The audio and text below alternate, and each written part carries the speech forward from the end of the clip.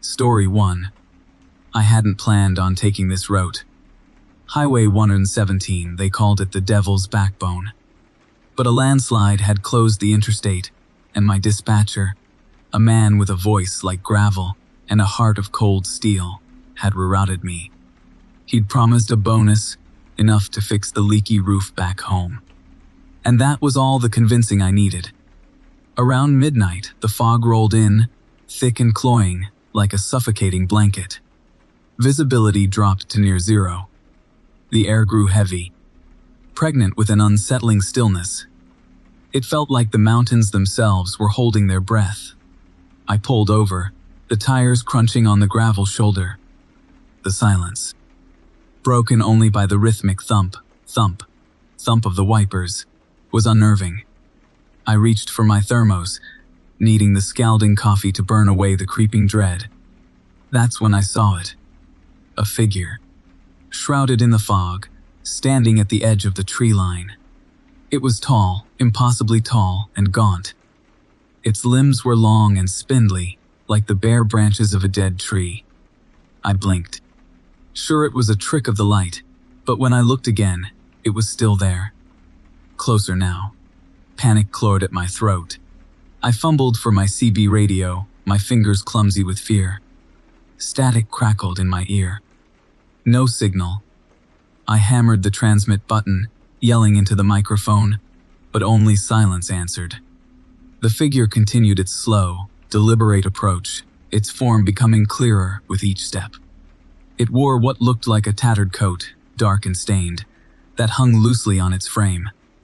Its head was obscured by a wide-brimmed hat, casting its face in shadow. The porcelain dolls, I swear, seemed to be watching me. Their painted smiles felt mocking, their glassy eyes gleeful. I could feel their gaze burning into the back of my neck, accusing, as if they knew what was coming. The figure stopped just outside the pool of light cast by my headlights. The fog swirled around it like a shroud. I could hear my heart pounding in my chest, a frantic drumbeat against the silence. I pressed myself back against the seat, desperate to merge with the shadows. Slowly, deliberately, the figure raised its head. The hat tilted back, revealing a face that would haunt my nightmares for the rest of my days. It wasn't a human face. It was a skull, smooth and white, with empty sockets where eyes should have been. A grotesque grin stretched across its bony features, revealing rows of sharp, yellowed teeth. A scream died in my throat. I squeezed my eyes shut, praying it was a hallucination. A nightmare brought on by exhaustion and fear. But the feeling of dread, the oppressive weight in the air, was too real. I could smell it, a sickeningly sweet odor like decaying flowers. Then, a voice raspy and thin, like dry leaves skittering across pavement, whispered from the darkness. "Lost," it said. The word hung in the air, heavy with malice. I opened my eyes. The figure was gone. The fog, however, remained, thick and oppressive. I slammed the truck into gear, tires spitting gravel, and floored the accelerator. I didn't look back. I couldn't. The rest of the drive was a blur of terror. Every shadow seemed to hold a threat. Every rustle of leaves sounded like footsteps. The porcelain dolls, their painted eyes gleaming in the darkness, felt like silent witnesses to my fear. Finally, as dawn painted the sky a sickly gray, I reached my destination. I stumbled out of the cab, shaking and weak, the smell of decay still clinging to my clothes. I ripped open the trailer doors, desperate to be rid of my cargo. And that's when I saw it. In the back of the trailer, nestled amongst the boxes of porcelain dolls, sat the wide-brimmed hat. Beneath it, nestled on a stack of boxes, rested the skull, its empty socket staring up at me, its grotesque grin a silent mockery of my terror. One of the dolls, the one closest to the skull, had changed. Its painted eyes were no longer fixed and glassy. They were real, human, and they were staring directly at me, filled with an ancient, malevolent joy. Story 2. The low hum of the refrigeration unit was my only companion. Mile after mile, I hauled this temperature-controlled cargo across the desolate stretches of highway. Cattle, they said it was. A full load headed for the slaughterhouse. Easy money, quiet work. Except, it wasn't quiet. Not really. There were noises. Scrapes, shuffles, heavy breathing that seemed too thick, too wet for regular cows. I dismissed it, of course. Stress, I thought. Just the animals getting restless. But the first night, parked at a dusty truck stop, I saw it. A flicker of movement in the trailer's small viewing window. A shape, hunched and distorted. Unlike any cow I'd ever seen. Its head lowered almost to the floor, seemed elongated, the horns thicker, longer. I rubbed my eyes, convinced it was just the play of shadows from the sodium lamps of the truck stop. The next morning, I checked the seals, verified the lock. Everything seemed normal. I chalked it up to fatigue. The long, lonely hours playing tricks on my mind. The second night, the noises intensified. A rhythmic thudding, like something heavy pacing back and forth. The lowing had changed too. Deeper, throatier. Almost a growl. I peeked through the window again, my heart hammering against my ribs. This time, I saw it clearly. The creature's hide was slick, almost black, reflecting the dim light. Its horns were enormous, curving upwards like wicked scythes. Its legs, too long, too thin, ended in cloven hooves that seemed to click against the metal floor. Fear, cold and clammy, gripped me. I told myself it was a sick animal. Maybe some genetic experiment gone wrong. But a part of me, a primal, instinctive part, knew it was something far worse. Night 3 brought a chilling realization. There were fewer of them. Where once the trailer had been packed with cattle, now there were gaps, empty spaces where animals should have been. And the remaining things were larger, more monstrous. Their hides shimmered, almost iridescent in the moonlight. Their horns scraped against the ceiling of the trailer. The stench emanating from the vents was unbearable. A thick, cloying odor of decay and something else, something acrid, something alien. I couldn't sleep. I sat in the cab, bathed in the eerie glow of the dashboard lights, listening to the unsettling sounds coming from the trailer. Thuds, clicks, growls, whispers. By the fourth night I was terrified. I considered abandoning the rig, running as far away as possible. But something held me back. A morbid curiosity, perhaps. Or a sense of dreadful responsibility. I had to see what was happening. I had to understand. I approached the trailer, my legs trembling. The sounds were louder now. A cacophony of guttural noises, interspersed with the scraping of horns and the heavy, wet breathing. I braced myself, took a deep breath, and peered through the window. Only 2 remained. Towering figures, almost humanoid in their stance. Their hides were a deep, pulsating purple, veined with streaks of sickly green. Their horns, immense and spiraled, nearly touched in the middle of the trailer. Their heads, no longer bovine, were distinctly human-like, but twisted, elongated, with wide, black eyes that seemed to bore into my soul. And then, one of them turned, its gaze locked onto mine. Its mouth, stretched into a grotesque parody of a human smile, revealed rows of sharp, pointed teeth. It spoke. Not mooed, not growled, but spoke. A voice, raspy and low, that echoed in my mind. Joining us soon, it hissed. The 5th night, I couldn't find the key. My hands shook uncontrollably as I searched the cab, my mind screaming. The sounds from the trailer were deafening now. A symphony of inhuman shrieks and roars. The metal walls groaned and buckled under the strain of whatever was inside. Then, silence. A sudden, terrifying silence. I knew. I knew what I had to do. I had to see. I stumbled towards the trailer, my body moving on its own, drawn by some unseen force. I fumbled with the latch, my fingers numb with fear. The door creaked open. The stench hit me first, a wave of putrid air that nearly knocked me off my feet. I peered inside. Empty, except for one figure. Standing at the far end of the trailer, tall, humanoid, but covered in a thick, matted hide. Its head, crowned with massive, branching horns, was tilted slightly, as if studying me. It smiled. The same grotesque smile I had seen the night before. It took a step forward, its cloven hooves clicking against the metal floor.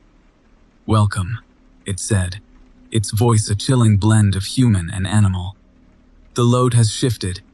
And then, everything went black. Story 3. The rain was hammering down, a relentless metallic drumming against the cab. I was bone-tired, eyelids heavy as lead curtains. Needed a pit stop, a caffeine injection, something to shove the encroaching sleep away. Then, through the downpour, I saw it. A blaze of neon, a beacon in the desolate, watery landscape. A diner. The sign, impossibly bright, declared, "The Starlight Diner, always open, always open." Out here. Strange. But my stomach rumbled a persuasive argument, and I pulled the rig off the highway, onto the gravel apron. The inside was even brighter than the exterior promised. Fluorescent lights, buzzing a high-pitched whine that burrowed into my skull. It was clean, unsettlingly so. Not a speck of dust, not a misplaced napkin. And the patrons, well, they were something else. Frozen mid-meal, forks halfway to mouths, coffee cups suspended inches from painted lips. Mannequins. Life-sized, hyper-realistic mannequins, dressed in faded clothes, their expressions eerily vacant. A chill, sharper than the rain outside, snaked down my spine. A woman, or rather, something resembling a woman, stood behind the counter. Her skin was a waxy, unnatural shade of peach, her smile fixed, unyielding. Her eyes, glass marbles, followed my every movement. "Sit anywhere," she said, her voice a flat, toneless drone. "We'll be right with you." I chose a booth near the back, the plastic slick beneath my fingers. The menu was laminated, featuring classic diner fare, burgers, fries, pies. Comfort food. I ordered a black coffee and a cheeseburger, my appetite waning with each passing second. The coffee arrived first, steaming in a thick, white mug. It smelled off. Not burnt, not bitter, just wrong. A faint metallic tang hung in the air. Hesitantly, I took a sip. The taste was worse than the smell. A coppery, almost bloody flavor coated my tongue. I spat it back into the mug, a wave of nausea washing over me. The cheeseburger followed shortly after, a perfect, symmetrical construction. The bun was too glossy, the patty too uniformly round. I lifted it, the sesame seeds clinging to my fingers like tiny, rigid insects. One bite was all it took. The texture was wrong, spongy and yielding, and the taste, that same metallic tang, amplified, overwhelming. It tasted like pennies, like blood, like something ancient and corrupt. I pushed the plate away, my stomach churning. The mannequins, still frozen in their grotesque tableau, seemed to be watching me, their vacant eyes boring into my soul. The silence in the diner was oppressive, broken only by the buzzing of the lights and the distant, rhythmic thumping of my own heart. I had to get out of there. I stood up, the plastic booth creaking beneath me, and walked to the counter. The woman, the thing, behind the counter still wore that unsettling smile. "Everything all right, hon?" she asked, her voice a monotonous drone. "No," I managed to croak out, my throat constricted with fear. "It's not all right. This isn't right." Her smile widened, stretching the waxy skin taut across her cheekbones. "But everything is always all right here. At the Starlight Diner," she said, her voice dropping an octave, becoming a guttural rasp. "We always take care of our guests." Then, she moved. Faster than should have been humanly possible. She reached across the counter, her hand, cold and clammy, clamping around my wrist. Her grip was like iron, unbreakable. I tried to pull away, but it was no use. Her smile stretched further, splitting her face into a grotesque, gaping maw, revealing rows of needle-sharp teeth. The other mannequins, they moved too. Slowly at first, jerky and unnatural, then with increasing speed and fluidity. They rose from their booths, their vacant eyes now burning with a predatory hunger. Their faces, once placid, twisted into expressions of feral joy. Panic seized me, a cold, paralyzing grip. I thrashed against the woman's grasp, but her grip tightened, her nails digging into my flesh. The mannequins were closing in, their movements no longer robotic but fluid, predatory. They surrounded me, a silent, menacing circle, their glassy eyes glinting in the harsh fluorescent light. The woman, the creature, leaned closer, her breath hot and faded on my face. "You're staying," she hissed, her voice a rasping growl. "You're staying with us. Forever." But her grip tightened further, and a searing pain shot up my arm. I looked down and saw, with a sickening lurch, that her fingers were sinking into my flesh, the waxy skin melting into mine. I screamed, a primal, desperate sound that echoed in the sterile confines of the diner. Then, everything went black. The last thing I saw, before the darkness consumed me, was the circle of mannequins. Their faces contorted in triumphant grins, their glassy eyes reflecting the harsh, unforgiving light of the Starlight Diner. The diner that never closes. Story 4. The rain was hammering down, a relentless metallic drumming on the cab of my rig. Visibility was next to nothing. I cursed the weather and the dispatcher who'd routed me through this godforsaken stretch of Arizona desert. Then, through the downpour, I saw him. A figure huddled by the side of the road, thumb outstretched. A hitchhiker. I normally wouldn't, company policy and all. But something about the sheer misery of his posture, the way the rain seemed to flatten him against the nothingness, made me pull over. He climbed in, dripping and smelling of wet earth and something faintly, unsettlingly, metallic. He mumbled a thanks, his voice rough, like gravel gargling. I caught a glimpse of his face in the dim glow of the dashboard. Thin, drawn with deep-set eyes that seemed to absorb the light. He didn't offer his name, and I didn't ask. Sometimes, silence is preferable on long hauls. For the first hour, the only sounds were the rhythmic thump of the wipers and the low growl of the tires on the wet asphalt. The hitchhiker stared out the window, a dark silhouette against the stormy landscape. Then the first change happened. I glanced over and saw his hands. The fingers had elongated, become gnarled, tipped with thick, black claws. They scraped against the worn vinyl of the seat, a sound that set my teeth on edge. He seemed oblivious, or perhaps unconcerned. I gripped the steering wheel, my knuckles bone white, telling myself it was a trick of the light, a hallucination brought on by fatigue. But the changes continued. His skin seemed to ripple, to shift beneath his damp clothes. His jaw elongated, his teeth sharpened into a disturbing canine grin. A low growl rumbled in his throat, a sound that vibrated deep within my chest. Fear, cold and viscous, coiled in my gut. I wanted to slam on the brakes, to throw him out into the storm, but my limbs felt heavy, leaden. I was trapped in a nightmare unfolding at 60 miles an hour. He turned to me then, his eyes now glowing with an unnatural yellow light. His face was a grotesque mockery of human features, a horrifying blend of man and wolf. The metallic scent intensified, sharp and coppery. The smell of blood. He spoke, his voice a guttural snarl. "You shouldn't have stopped." At the terror that had been a coiled serpent now struck, its fangs sinking deep into my mind. I fought against the paralysis gripping me, stomped on the gas pedal, desperate to outrun the monstrous thing beside me. The truck roared, the speedometer needle climbing. The creature laughed, a chilling, hollow sound that echoed in the confined space of the cab. He shifted again, his form flowing like liquid shadow. This time, it was something avian.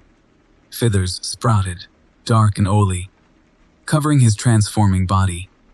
Talons, sharp as razors, ripped through his clothes. A beak, long and hooked, emerged from his distorted face. He lunged, his talons slashing at my arm, leaving deep, burning furrows in their wake. The pain jolted me into action.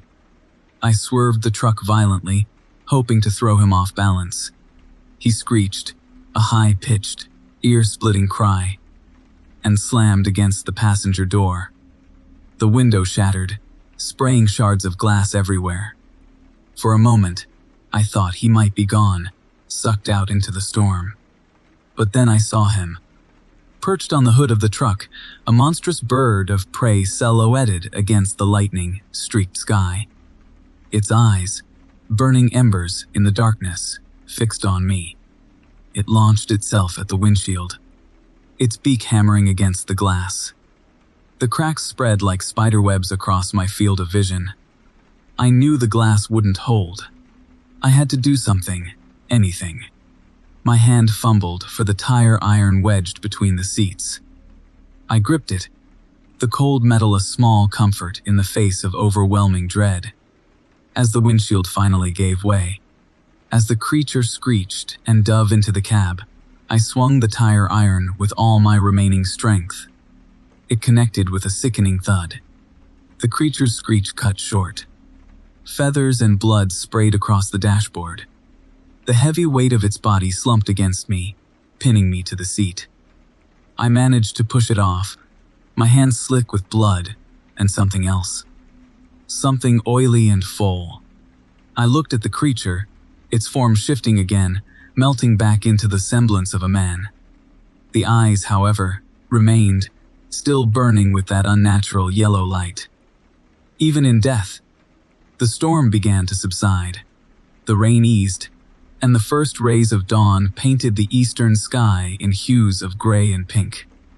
I pulled the truck to the side of the road, my body trembling with shock and exhaustion. I sat there for a long time, staring at the mangled corpse beside me, at the shattered windshield, at the blood staining the seats. I knew I couldn't explain this. No one would believe me. I drove on, leaving the body behind, a grim secret buried in the vastness of the desert. The rising sun did little to dispel the darkness that had settled in my soul. I knew I'd never pick up another hitchhiker. I knew I would never forget the night I encountered the skinwalker. The memory, a festering wound, would forever haunt the long, lonely miles of my journeys. And the metallic scent, the scent of blood and something else, something ancient and evil, would forever linger in my nostrils, a constant reminder of the horror I had witnessed, the horror I had barely survived. Story 5. The sign read, Whispering Pines Rest Stop, 1 mile. My eyelids felt heavy, lined with lead. I'd been hauling this load of frozen chicken for 16 hours straight, and the thought of another caffeine-fueled all-nighter made my stomach churn. 1 hour. I could manage 1 hour of shut-eye. The rest stop was eerily deserted. Sodium lamps buzzed overhead, casting sickly yellow pools onto the cracked asphalt. Pine trees, skeletal and twisted, clawed at the edges of the clearing, their branches swaying rhythmically, despite the complete lack of wind. I parked my rig in the furthest corner, a primal unease settling deep in my gut. The cab of my truck, usually a sanctuary of sorts, felt oppressive, suffocating. Every shadow seemed to squirm, to deepen in the corners. I wrestled out of my boots, the leather squeaking unnaturally loud in the silence, and slumped back in my seat. Sleep came quickly, thick and heavy like a suffocating blanket. A whisper, thin, reedy, like dry leaves skittering across concrete. I woke with a jolt, heart hammering against my ribs. The cab was bathed in the cold, metallic glow of the moon. The whisper came again, closer this time. A voice, just on the edge of hearing, promising untold riches, a life of ease and comfort. I tried to rationalize it. Fatigue, stress, the long hours on the road. But the whisper persisted, waving itself through my thoughts, insidious and alluring. It spoke of a ritual, a small sacrifice for unimaginable gains. A knot of dread tightened in my chest. The next night, I found myself drawn back to Whispering Pines. I couldn't explain it. It was as if some unseen force was pulling me, a puppet on invisible strings. The whispers were louder now, more insistent. They painted vivid pictures of opulent mansions, exotic cars, and a life free from the endless grind of the highway. The ritual, they assured me, was simple. A trinket. A personal item offered at the base of the oldest pine tree. I dismissed the idea at first. It was lunacy. But the whispers chipped away at my resolve, eroding my sanity like acid on metal. They spoke of the power within the pines, an ancient entity willing to bestow its favor on those brave enough to ask. On the third night, I returned. A silver dollar clutched tightly in my sweaty palm. It was a gift from my grandfather, a token of good luck. The whispers urged me forward, their tone laced with a chilling expectancy. The oldest pine stood at the edge of the woods, its trunk gnarled and twisted, its branches reaching out like skeletal fingers. As I placed the coin at the base of the tree, a wave of nausea washed over me. The air grew cold, heavy, thick with the stench of decay. The whispers intensified, morphing into a chorus of voices, chanting in a language I couldn't understand but felt deep in my bones. The ground beneath my feet trembled. The trees swayed violently, their branches thrashing like tormented souls. A figure began to coalesce from the shadows, taking shape amidst the swirling darkness. It was tall, impossibly tall, its limbs elongated and grotesque. Its skin was the color of rotted wood, stretched taut over jutting bones. Its face, if it could be called a face, was a swirling vortex of darkness, two burning red embers fixed on me with malevolent intent. Terror, pure and primal, seized me. I tried to scream, but my voice was trapped in my throat. I tried to run, but my legs were rooted to the spot, frozen in a paralysis of fear. The creature extended a skeletal hand, its fingers tipped with claws like obsidian daggers. The whispers reached a crescendo, their promises turning to mocking laughter. The creature lunged. I squeezed my eyes shut, bracing for the inevitable. A searing pain ripped through my chest, a sensation of something cold and sharp tearing through my flesh. I opened my eyes to see the creature looming over me, its face inches from mine. Its burning red eyes bored into my soul. Then it spoke. Its voice was a guttural growl, a symphony of grinding bones and tearing flesh. It no longer promised riches or comfort. Instead, it spoke of an eternity of servitude, a life spent as a vessel for its dark will. It spoke of the countless others who had fallen prey to its whispers, their souls trapped within the twisted pines, their bodies contorted into grotesque parodies of human form. My vision blurred. The whispers intensified, their latter echoing in my skull. I felt my consciousness slipping away, pulled into the swirling vortex of the creature's face. My last thought, a fleeting spark of regret, was of the silver dollar, a symbol of luck and fortune, now a conduit to my eternal damnation. The trees swayed, their branches whispering secrets into the cold night air, secrets of broken promises and the terrible price of greed. The whispering pines had claimed another victim. Story 6. The rain, a grazy curtain of cold, slammed against my windshield. It blurred the already indistinct shapes of the Appalachian foothills into smears of shadowy green and gray. I gripped the wheel, knuckles white, wipers fighting a losing battle against the deluge. My headlights, Twin feeble cones in the oppressive darkness barely pierced the gloom. It was a night best spent parked up, tucked away in a brightly lit truck stop. But deadlines, those heartless taskmasters, pushed me onward. Then, I saw it. A figure, hunched and impossibly tall, standing at the edge of the road. Its thumb was extended. A grotesque parody of a casual hitchhiker. The rain plastered what looked like enormous, feathery wings to its back. And then, those eyes. Two burning coals of crimson, radiating an unholy light that cut through the downpour. It was the Mothman. Not a fleeting shadow, not a whisper in the darkness, but real, solid, and terrifyingly close. My foot instinctively mashed the accelerator, a desperate urge to put distance between myself and the creature. But something, a morbid curiosity perhaps, or a perverse fascination, made me hesitate. I tapped the brakes. The figure remained unmoving, those infernal eyes fixed on me. Against my better judgment, I slowed to a crawl. The window, already fog, became a canvas for the creature's distorted reflection. Its face, if you could call it that, was a blank slate of gray skin, stretched taut over bone. The eyes, oh God, those eyes, burned with an intensity that seared itself onto my retina. It opened the passenger door. A gust of cold, damp air, carrying with it the unsettling scent of mildew and something else. Something indescribably full, invaded the cab. The creature folded its immense frame into the seat beside me, its wings rustling against the interior.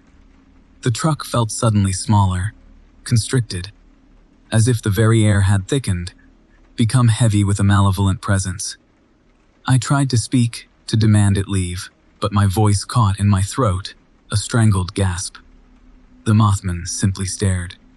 Its presence, a tangible weight in the confined space, pressed down on me, suffocating me. Miles bled into an eternity. Every curve in the road, every shadow that flitted across my path, was amplified by the creature's silent scrutiny. The rain, relentless, hammered against the metal roof, a soundtrack to my growing terror. I tried to focus on the road, on the white lines that marked my lane, but my gaze kept being drawn back to those eyes. They pulsed, throbbed, with a light that seemed to burrow into my mind, peeling back layers of sanity. I tried to reason with it, silently pleading with it to leave. I offered it money, directions to the nearest town, anything to break the agonizing silence, to dispel the suffocating dread that filled the cab. But the Mothman remained impassive, its gaze unwavering. Hours passed, each one more excruciating than the last. My grip on the wheel tightened until my fingers burned. My eyes, strained and bloodshot, darted nervously between the road and the creature beside me.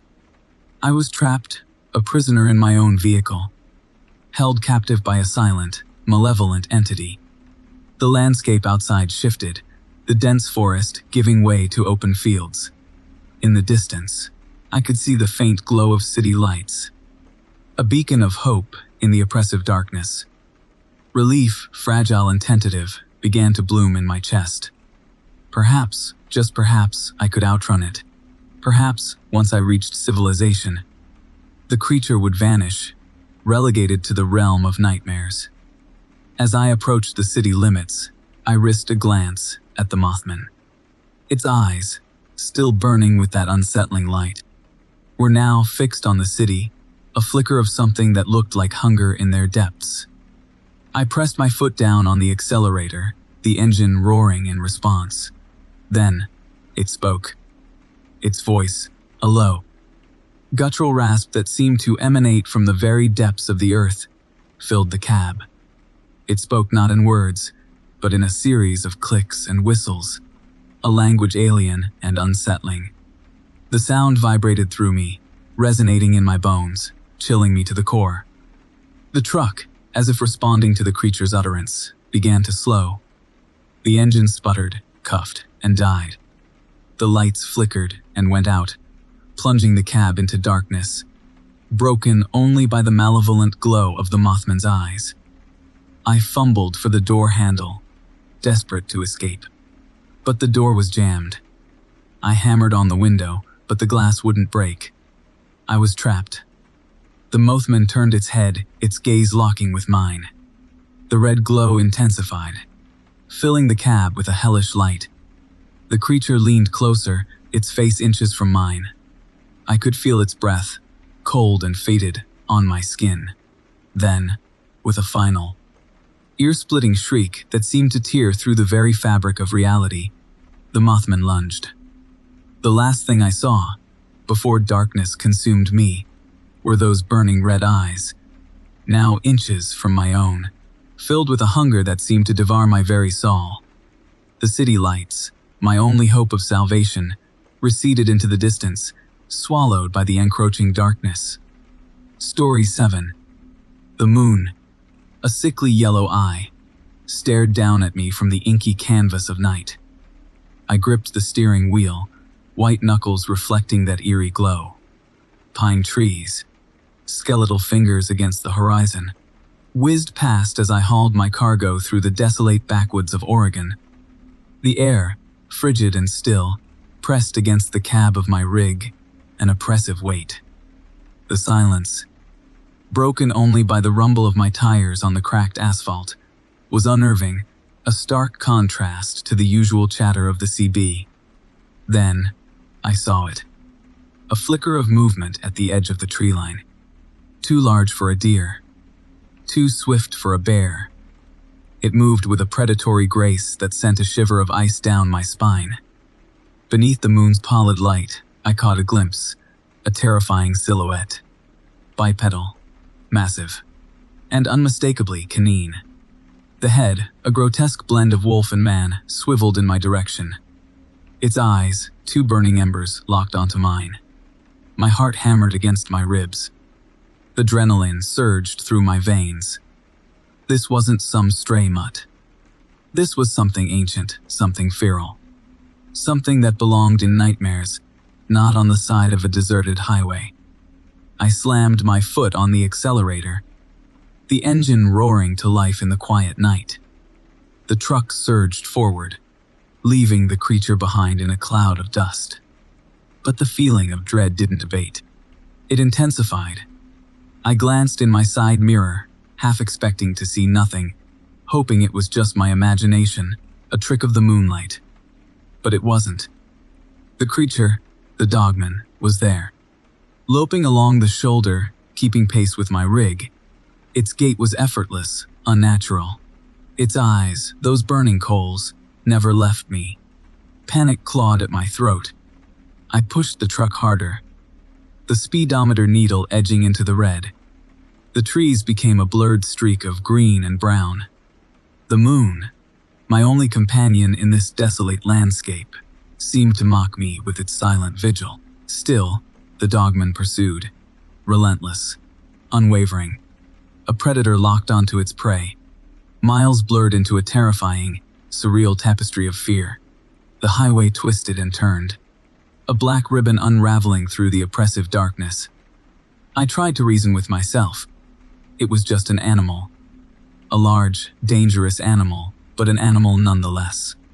Yet, the sheer intelligence in those burning eyes, the deliberate, calculated pursuit, told me this was something more, something far more sinister. Then, the road ended. A landslide, recent and violent, had ripped through the asphalt, leaving a gaping chasm in its wake.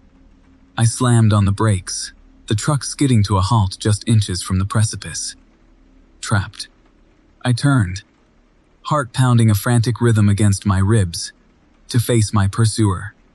The dogman stood at the edge of the road, a hulking shadow against the moonlit sky. It didn't rush me. It simply stood there, its eyes boring into mine, savoring the moment, relishing my fear. Its breath, visible in the cold night air, plumed out in ragged, white clouds. The stench of wet fur and something else, something acrid and metallic, filled the air. Slowly, deliberately, the dogman began to circle the truck. Its low growl, A guttural rumble deep within its chest vibrated through the metal of the cab, shaking me to my core. I was caged, cornered, with a monster closing in. The moon, my only witness, seemed to offer no solace, no comfort. Just a cold, indifferent gaze. Then, with a chilling howl that ripped through the silence of the night, the dogman lunged. The glass of the driver's side window shattered inward, spraying shards of glass across the dashboard. A massive paw, tipped with razor-sharp claws, reached inside, tearing through the fabric of the seat. The stench of the creature, overpowering and nauseating, filled the cab. I could feel its hot breath on my face, the heat a stark contrast to the frigid night air. I screamed, a primal sound born of pure terror, as the dogman's jaws, lined with yellowed teeth, snapped shut inches from my face. The last thing I saw, before darkness consumed me, were those burning eyes, full of savage triumph. The moon, that silent witness, continued its cold vigil as the night was filled with the chilling sounds of the hunt's grisly conclusion. Story 8. The rain hammered against the cab, a relentless metallic drumming on the tin roof, each drop a tiny, icy fist. The wipers fought a losing battle against the deluge, smearing the already fading light into an oily, impressionistic blur. The peaks of the Cascades, normally majestic and aloof, were shrouded in a thick, clinging mist. Tonight, they felt oppressive, predatory, like they were leaning in, watching me. I gripped the wheel, my knuckles bone white. This run to Bend was supposed to be easy, a milk run. Get in, get out, before the real bad weather hit. Now, trapped in this desolate mountain pass, with the rain turning the logging road into a muddy river, I was starting to regret taking the shortcut. Then, it appeared. A hulking, impossibly large silhouette. It filled the narrow gap between the towering pines, a wall of matted, dark fur. It stood motionless, blocking the only way forward. My foot slammed on the brake, the truck shuddering to a halt. The headlights, feeble against the storm, caught fragments of its form. A massive chest, arms thick as tree trunks. A head perched atop a broad neck, almost ape-like, but far, far larger. A Bigfoot. My breath hitched in my throat. My heart hammered a frantic rhythm against my ribs.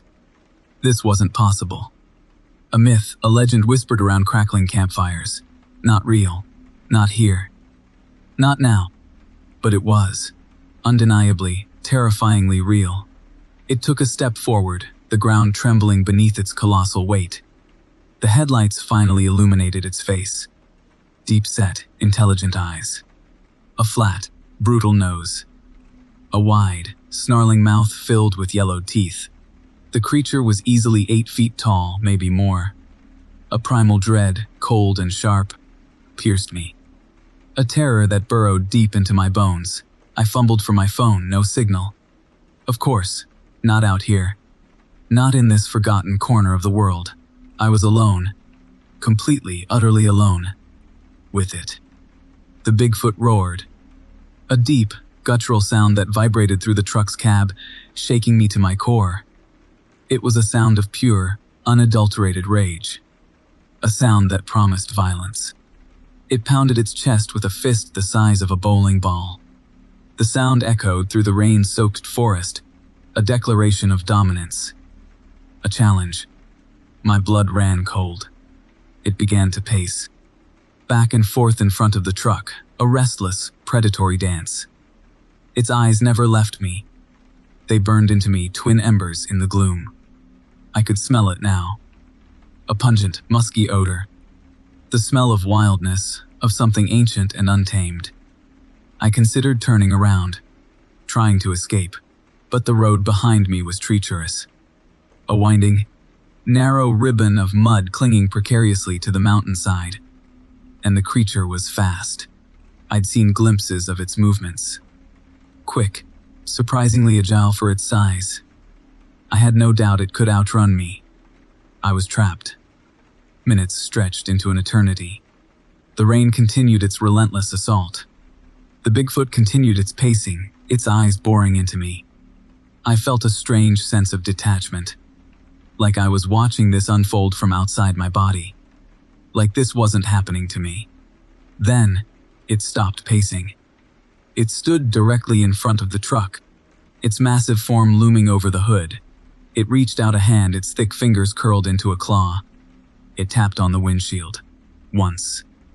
Twice. The sound was deafening. The glass vibrated. I flinched back, my heart leaping into my throat. The creature leaned closer, its face just inches from the glass. I could see every detail. The coarse hair, the wrinkles around its eyes, the flecks of saliva clinging to its lips. It stared at me, its gaze intense, unnerving. It seemed to be studying me, analyzing me, deciding my fate. Then, slowly, deliberately, it raised its other hand. It held something. Something dark, something long, a bone. A thick, heavy bone. Human-sized, picked clean. It held the bone up to the windshield, displaying it like a trophy. A warning. The blood drained from my face. I understood. This wasn't a territorial dispute. This wasn't a display of dominance. This was a hunt, and I was the prey. The creature roared again, a sound filled with savage triumph. Then, with a sickening crunch, it brought the bone down on the windshield. Story 9. The fog, thick as cotton wool, swallowed my rig whole. Visibility dropped to near zero. I couldn't see the edge of the road, the trees that lined it, or even my own outstretched hand beyond the steering wheel. The mountain pass had turned treacherous. A shivering dread crawled up my spine, cold as the damp air seeping through the cracked window sill. I pulled over, the tires crunching on gravel, the sound muffled by the oppressive fog. I had to wait this out. I sat there, the silence broken only by the occasional drip of water from a leak somewhere above me, each drop echoing in the cab like a hammer blow. Time became a blur. Minutes stretched into what felt like hours. Then, through the swirling gray, a faint flicker, a light. Hope surged within me, a small, desperate flame in the icy vastness. I started the engine, eased the rig back onto the unseen road, and crept toward the light. It led me to a small clearing. In the center sat a cabin, rustic and weathered, the light spilling from a single window. Relief flooded me, washing away the fear. Sanctuary. I parked the rig a safe distance away, not wanting to disturb anyone, and approached the cabin on foot. The fog clung to me, damp and chilling. As I neared the porch, a strange, sweet smell reached my nostrils. Cloying. Sickly. It reminded me of overripe fruit left to rot in the sun. I knocked on the heavy wooden door. The sound echoed within, followed by a silence so profound it pressed against my eardrums. I knocked again, louder this time. The door creaked open, revealing a dimly lit interior. Shadows danced on the walls, cast by the flickering light of a fireplace within. "Hello," I called, my voice hesitant. No answer. I pushed the door open further and stepped inside. The sweet, sickening smell intensified. The cabin was sparsely furnished, a single wooden table and a few chairs. A threadbare rug covered the floor. The walls were adorned with animal skulls, their empty sockets seeming to stare at me, accusingly. A low chuckle echoed from the back of the cabin. A figure emerged from the shadows, a tall, gaunt man with a scraggly beard and eyes that gleamed with an unnatural light. He smiled, revealing yellowed, crooked teeth. "Welcome, traveler," he rasped, his voice like gravel on stone. Come in. Come in. You must be chilled to the bone." The two more figures appeared, a woman and a young boy, both sharing the man's unsettlingly sharp features and gleaming eyes. They looked at me with a disturbing intensity, as if sizing me up. "We're so glad you found us," the woman said, her voice surprisingly sweet, a stark contrast to her appearance. "It's not often we have visitors in this fog." They ushered me to the table, offering me a steaming bowl of stew. The sweet smell emanated from it, making my stomach churn. I forced a smile, thanking them for their hospitality, but my hand trembled as I reached for the spoon. Something felt wrong, deeply wrong. The air was heavy with a palpable sense of dread. Their smiles seemed too wide, their eyes too bright. I took a tentative sip of the stew. The taste was unfamiliar, metallic. A primal fear seized me. I looked down at the stew, at the chunks of meat floating in the broth. They were oddly shaped, too smooth, too uniform. The man chuckled again, the sound sending shivers down my spine. "Good, isn't it?" he said. "A family recipe."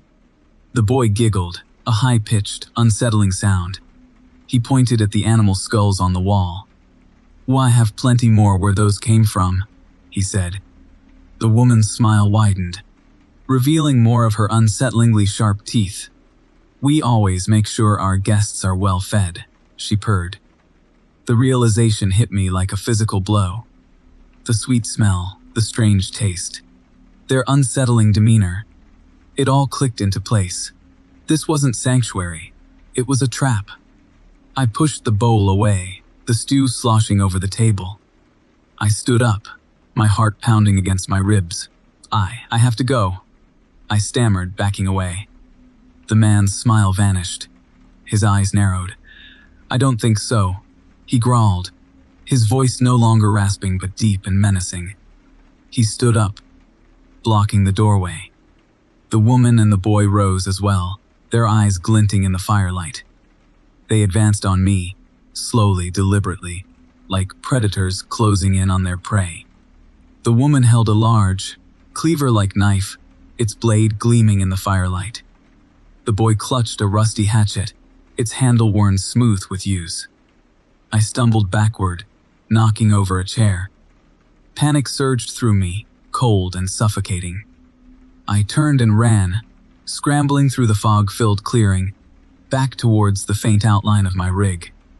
I could hear them behind me, their heavy footsteps pounding the ground, their laughter echoing in the fog, chilling me to the bone. They were fast, inhumanly fast. I fumbled with the keys, dropping them in the panic. I scrambled, my fingers brushing against the cold metal. I grabbed them, jammed the key into the ignition, and twisted. The engine roared to life. I slammed the rig into gear and floored the pedal, tires spitting gravel as I sped away, leaving the cabin and its horrifying inhabitants behind, swallowed by the fog. The sweet, sickening smell lingered in my nostrils, a chilling reminder of the night I almost became dinner in the cabin in the fog. Story 10. I was bone-tired, my eyelids heavy as lead.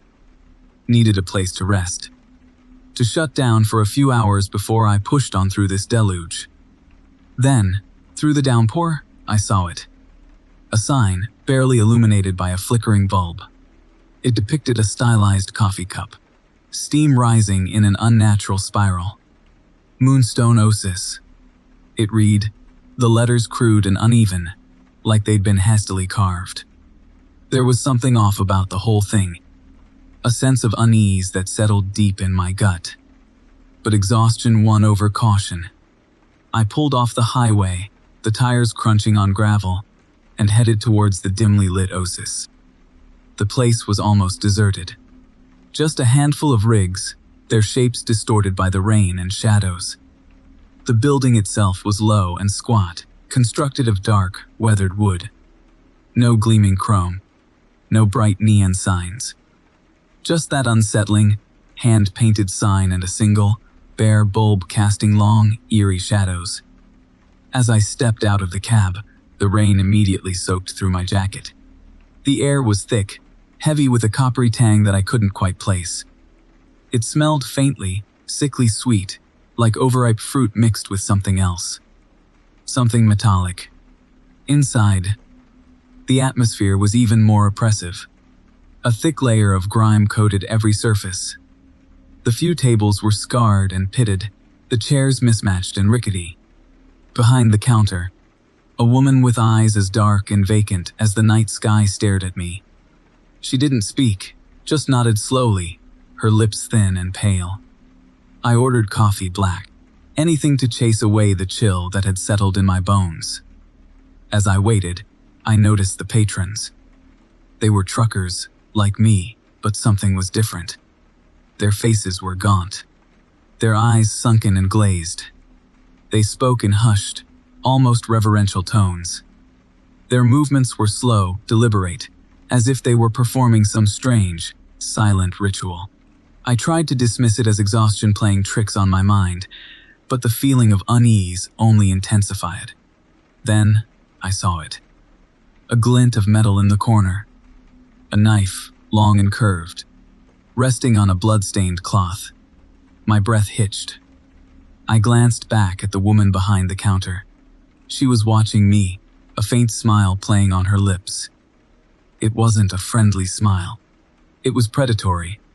Suddenly, the lights flickered and died, plunging the truck stop into darkness. A collective gasp rippled through the room, followed by a low, guttural chanting. My heart hammered in my chest. I fumbled for my phone, its screen casting a feeble glow. In the dim light, I saw them. The truckers. They were circling, their hands raised, their voices rising in a crescendo of unsettling sound. The coppery smell intensified, almost overpowering. It was the smell of blood. My phone slipped from my grasp, clattering on the floor. I scrambled back, my hands scraping against the rough wooden planks of the wall. They were closing in, their faces illuminated by the pale moonlight filtering through the grimy windows. I could see the blood, smeared on their clothes, dripping from their hands. They were chanting now, the words strange and unsettling, a language I'd never heard before. The woman behind the counter stepped forward, her eyes burning with an unholy light. In her hand, she held the knife, its blade gleaming in the darkness. She raised it above her head, the chanting reaching a fever pitch. Then she lunged. I screamed, a primal, desperate sound. I turned, scrambling towards the door, my mind reeling in terror. They were upon me, their hands grasping, their breath hot on my neck. I could feel their nails tearing at my flesh, their teeth snapping at my throat. I burst through the door and into the rain, the chanting echoing behind me. I stumbled towards my truck, fumbling with the keys, my hands shaking uncontrollably. I threw myself into the cab, slammed the door, and turned the key. The engine roared to life, a blessed sound of salvation. I spun the wheels, gravel spitting from beneath the tires, and sped away from the Moonstone Oasis, the chanting fading into the distance. I glanced back, once, just once. The truck stop was still there, dark and silent, a sinister silhouette against the stormy sky. But I saw them, the truckers, standing at the edge of the parking lot, their faces pale and ghostly in the moonlight. They were watching me, their eyes burning with an unholy hunger. I drove, driven by a terror I knew would haunt me forever. The rain continued to fall, washing away the blood, but not the memory. The horrific memory of the Moonstone Oasis. The ritualistic truck stop. Story 11. The Nevada desert stretched before me. An endless expanse of black under a bruised, purple sky. The double yellow line blurred, a hypnotic ribbon guiding my 18-wheeler deeper into the heart of nothingness. My name is Dale, and I've been hauling freight across this desolate landscape for 15 years. I've seen things out here. Strange things. Things that make the hair on your arms stand up. But nothing prepared me for what happened last night. It started subtly. A faint whisper over my CB radio, a crackling interference that I initially dismissed as atmospheric disturbance. I'd been listening to a local station, some folks jabbering about the latest alien sightings near Area 51. Typical desert chatter. Then, the whispers became clearer, more distinct.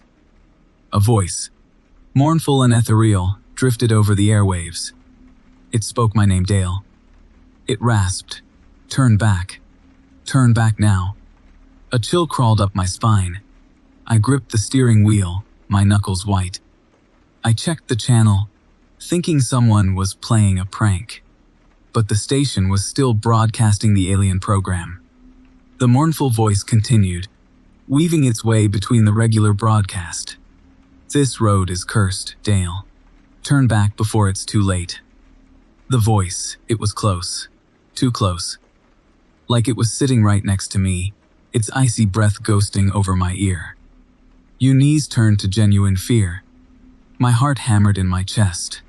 The cab of my truck suddenly felt cold, despite the desert heat radiating through the windows. I cranked the heater, trying to dispel the growing sense of dread. Then, the figures started to appear. Flickering apparitions at the edge of my vision, translucent shapes dancing in the periphery. They seemed to be drawn to the sound of the voice, swirling like moths around a flame. One figure, more distinct than the others, solidified into the shape of a young woman in a tattered white dress. Her face was pale, gaunt, her eyes hollow sockets filled with an unbearable sorrow. She pointed a skeletal finger down the road, her mouth opening and closing silently. The voice on the CB grew louder, more insistent. "They're waiting for you, Dale. They've been waiting a long time." My breath hitched in my throat. The steering wheel became slick with sweat. I wanted to stop, to turn around, to flee back the way I came. But a strange paralysis gripped me. My foot felt leaden on the gas pedal, the truck barreling forward, seemingly of its own volition. The apparitions multiplied. Dozens of them now crowded the roadside, their spectral forms illuminated by the truck's headlights. They reached out, their icy fingers brushing against the metal of the trailer. The sound of their wails, a chorus of despair, filled the cab. It drowned out the CB radio, the alien chatter, even the rumble of the engine. It was the sound of pure, unadulterated torment. The young woman in white appeared again, closer this time. Her hollow eyes locked onto mine. She pressed her face against the passenger window, her breath fogging the glass. I could see the detail of her decaying flesh, the way her skin clung to her bones. Her lips moved, forming words I couldn't hear over the cacophony of wails. Then, I saw it.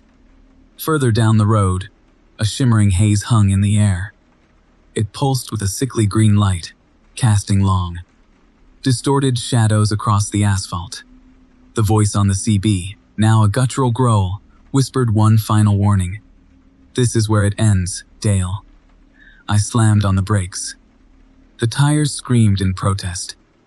The truck skidded, the trailer fishtailing violently.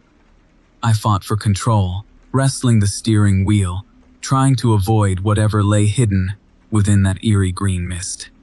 The apparitions clawed at the truck, their wails reaching a fever pitch. The truck jackknifed.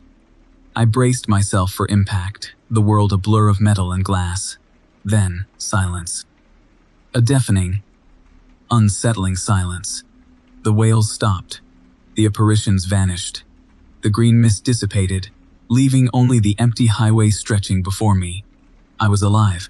Somehow, miraculously, I was alive. Shaking, I reached for the CB radio. I had to call for help. I had to tell someone what I had seen. I flicked the switch, static. Only static. Then, a voice soft and gentle whispered over the airwaves. "You should have listened, Dale. Now you're one of us." I looked in the side mirror, my reflection stared back at me, pale, gaunt. My eyes, hollow sockets filled with an unbearable sorrow. Behind me, in the distance, I saw a figure emerge from the darkness. A trucker in a faded denim jacket, his face obscured by the shadows. He was walking towards the shimmering green mist, drawn to its ethereal glow. He didn't turn back. Story 12. The asphalt ribbon of Highway 318 unspooled before me, gray beneath a bruised, purple sky. I chewed on a toothpick, the flavor of wintergreen doing little to mask the metallic tang of fear that had settled in my mouth. Third loop. Third goddamn time I'd seen that same derelict gas station. Its pumps rusted, its windows like vacant eyes staring out at the desolate landscape. The first time, there were other trucks parked there, engines idling, drivers milling around, smoking, talking. The second time, the trucks were gone. Only the station remained, silent, sinister. Now, on this third pass, the station itself was different. The roof had caved in. The pumps were twisted metal sculptures. An unsettling quiet blanketed the area, broken only by the low hum of my tires on the pavement. Something was profoundly wrong. My CB radio, normally crackling with chatter, was silent, dead. I tried the cell phone. No signal. Just static. I swallowed, the lump in my throat growing larger with each passing mile marker. Mile marker 137. I swore I'd seen that number before. On this very stretch of highway, just minutes ago. The landscape itself felt distorted, the scrub brush and twisted trees taking on grotesque, almost humanoid shapes in my peripheral vision. Ahead, I saw flickering lights, brake lights. A convoy of trucks pulled over to the side of the road. Relief washed over me, quickly replaced by a wave of unease. The trucks were all identical, cab-over-engine models I hadn't seen in years. They were painted a sickly shade of green, the color of decaying flesh. As I approached, I noticed that the driver's side doors of each truck were open, swinging gently in the non-existent breeze. But there were no drivers. I slowed, my grip tightening on the steering wheel, my heart pounding a frantic rhythm against my ribs. Inside the cabs, I could see dark shapes, slumped figures. I couldn't make out details, but the stillness, the unnatural angles of their limbs, sent a chill down my spine. I pressed my foot down on the accelerator, desperate to put distance between myself and that ghastly procession. The highway stretched before me, unending, unchanging. The purple sky deepened into an oppressive black. I saw the gas station again, or what was left of it. Now, it was nothing more than a pile of rubble, a skeletal frame against the darkening sky. Fourth loop. My mind reeled. This couldn't be happening. This was madness. Then, I saw her. A woman, standing on the shoulder of the road. She wore a long, white dress that billowed around her in the still air. Her hair was long and dark, obscuring her face. I slowed, cautiously. She raised a hand, her fingers long and pale, beckoning me to stop. Something about her posture, the unnatural stillness of her form, screamed danger. I hesitated, my foot hovering over the brake. Then, I pressed the accelerator again, my gut screaming at me to escape. As I passed, I glanced in my mirror. She was gone, vanished. The highway ahead was empty, the black sky pressing down on me like a suffocating weight. Fifth loop. I was losing my mind. The landscape was shifting, melting, reforming into bizarre, impossible configurations. The trees were taller now, their branches gnarled and skeletal, reaching out like clawing hands. The sky pulsed with a faint, unearthly glow. I saw the green trucks again, this time closer, their empty cabs seeming to leer at me as I sped past. They were moving now, slowly, inexorably, following me. I could feel their presence, a cold, oppressive weight pushing down on me. My vision blurred. My head spun. I was trapped. Trapped in an endless loop of horror, a phantom highway with no escape. Sixth loop. The gas station was back, whole again, pristine, as if brand new. But it was worse, so much worse. It was brightly lit, its windows glowing with an unnatural, inviting warmth. Figures moved inside, shadowy silhouettes against the vibrant light. I could hear music, a faint, distorted melody that grated on my nerves. I slammed on the brakes, the truck screeching in protest. I couldn't resist. I had to see. I had to know. I pulled into the station, my hands shaking so violently I could barely grip the steering wheel. I stepped out of the cab, the silence deafening. The music stopped. The figures inside vanished. I was alone. Then, I saw them. The drivers. They were standing behind the pumps, their faces pale and gaunt, their eyes hollow black pits.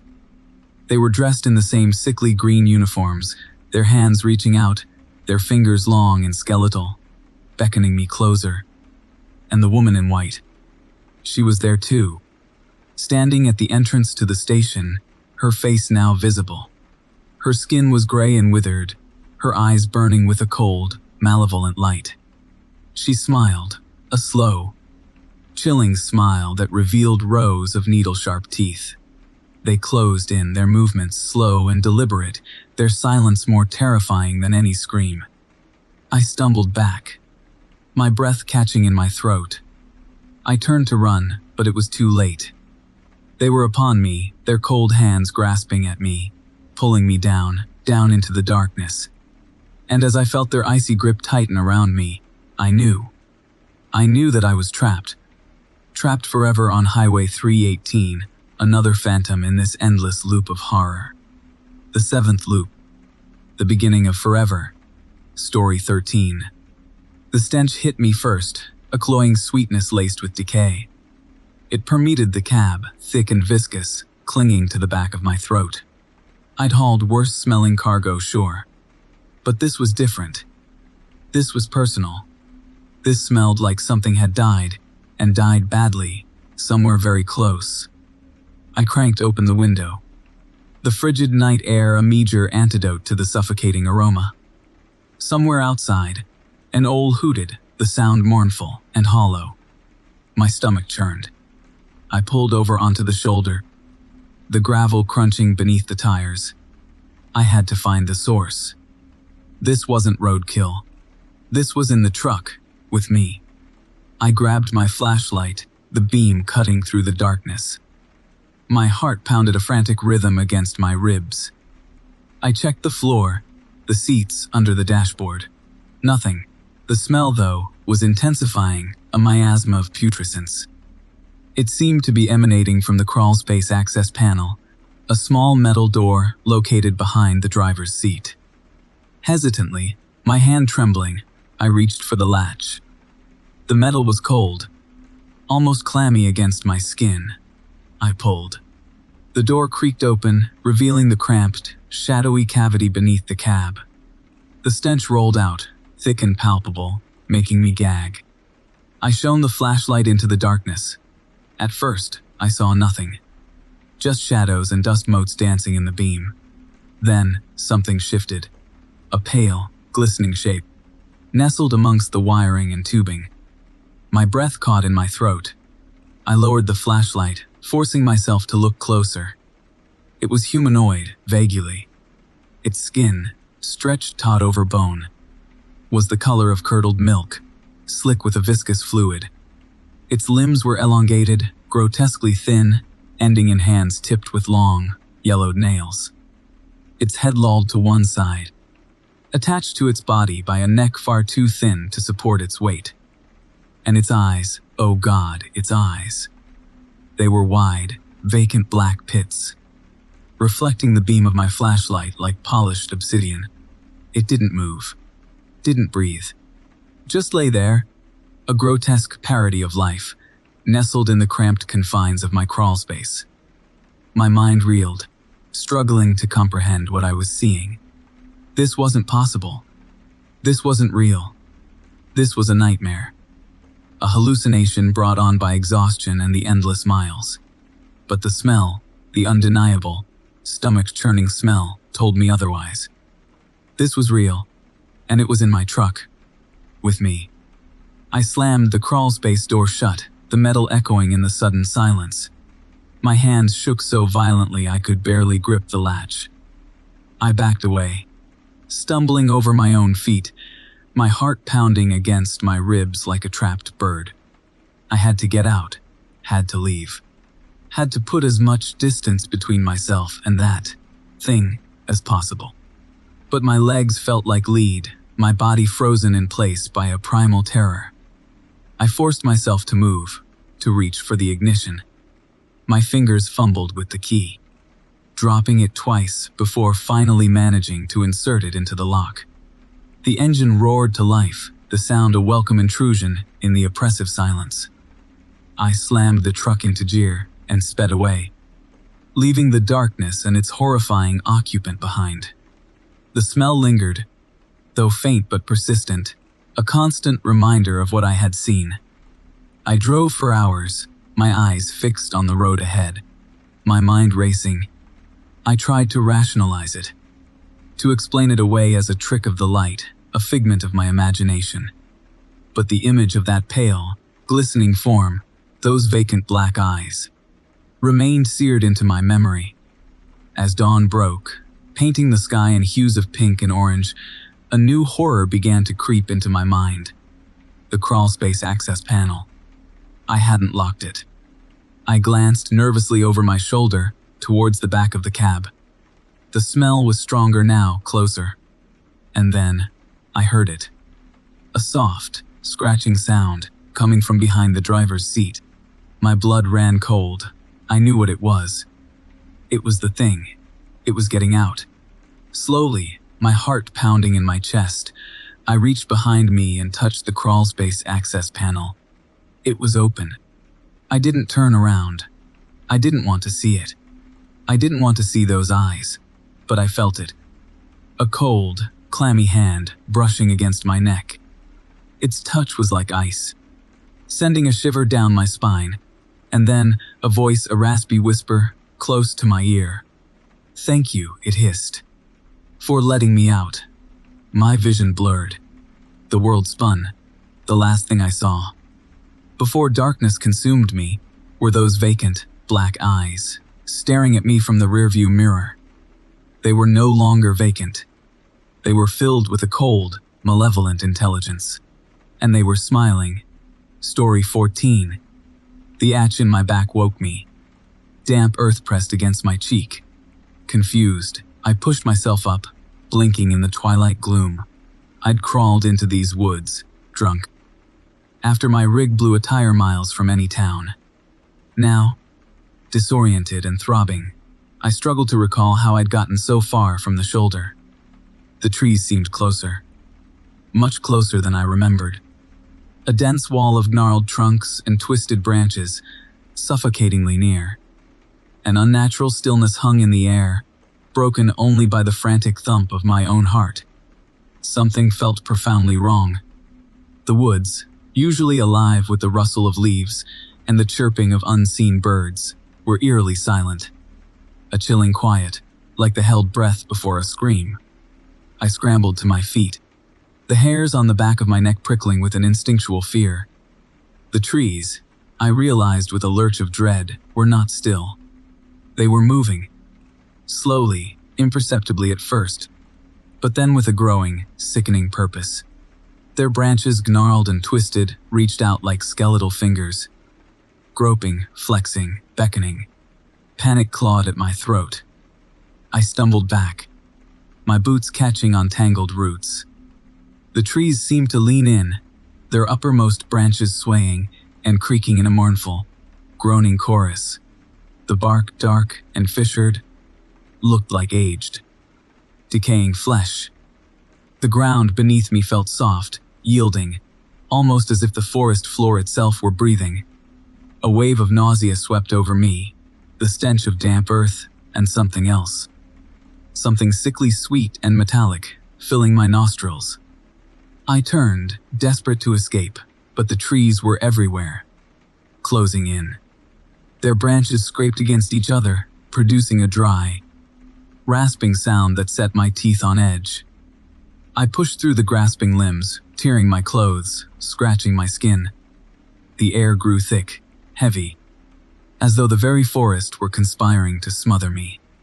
The light, already dim, faded further, swallowed by the dense canopy above. The branches caught at my hair, my clothes, pulling me back, holding me fast. I thrashed, kicked, screamed, but my cries were lost in the suffocating stillness of the woods. The trees pressed closer, their branches intertwining, forming a living cage around me. I could feel the rough bark against my skin, the pressure of the branches against my chest, constricting my breathing. The sweet, metallic scent grew stronger, overpowering, clinging to the back of my throat like bile. Then, I saw them. In the deepening gloom, I saw the faces. Formed in the knots and whorls of the wood, human faces stared out at me. Eyes, dark and hollow, followed my every move. Mouths, twisted in silent screams, gaped open, revealing rows of splintered, pointed teeth. The faces seemed to squirm and shift within the bark, their expressions contorted in agony and rage. The realization struck me with the force of a physical blow. These weren't just trees. They were something else. Something ancient. Something malevolent. They were feeding, drawing strength from the very ground I stood on, and I was their prey. The branches tightened their grip, pulling me deeper into the heart of the woods. The faces pressed closer, their hollow eyes burning into mine. I could feel their breath, cold and rancid, against my cheek. The ground beneath my feet grew softer, more yielding. I was sinking. Slowly, inexorably, I was sinking into the earth, into the heart of the living woods. The sweet, metallic scent became overwhelming. I gagged, choked, my lungs burning. The branches, now like bony fingers, dug into my flesh. I looked up, one last desperate glance at the sky, now completely obscured by the suffocating canopy. The faces leered down at me, their silent screams echoing in my ears. And then, the ground gave way. I plunged into darkness, into the soft, yielding earth, the grasping branches pulling me down, down, down, into the waiting embrace of the living woods. The last thing I felt was the cold, clammy touch of the earth against my skin, and the chilling whisper of the trees as they closed in for the kill. Story 15. The rain hammered against my cab, a relentless metallic drumming against the solitude. It was past midnight, somewhere in the forgotten stretches of Nevada, and I was bone-tired. My eyelids felt like lead weights, the kind you couldn't shake off, no matter how much coffee you poured down your throat. I needed a stop, a break, a moment to gather myself before I succumbed to the exhaustion. Then, through the downpour, I saw it. A neon glow, improbable and vibrant, cutting through the bleak, wet darkness. A diner. The sign buzzed with a low hum, the letters flickering. The Shadow Diner. It sounded wrong. Unnatural. I pulled in, the gravel crunching beneath my tires, a stark contrast to the silence that seemed to blanket the area around the diner. The rain had abruptly stopped. It was as if the diner existed in its own pocket of reality, a bubble of eerie calm in the midst of the storm.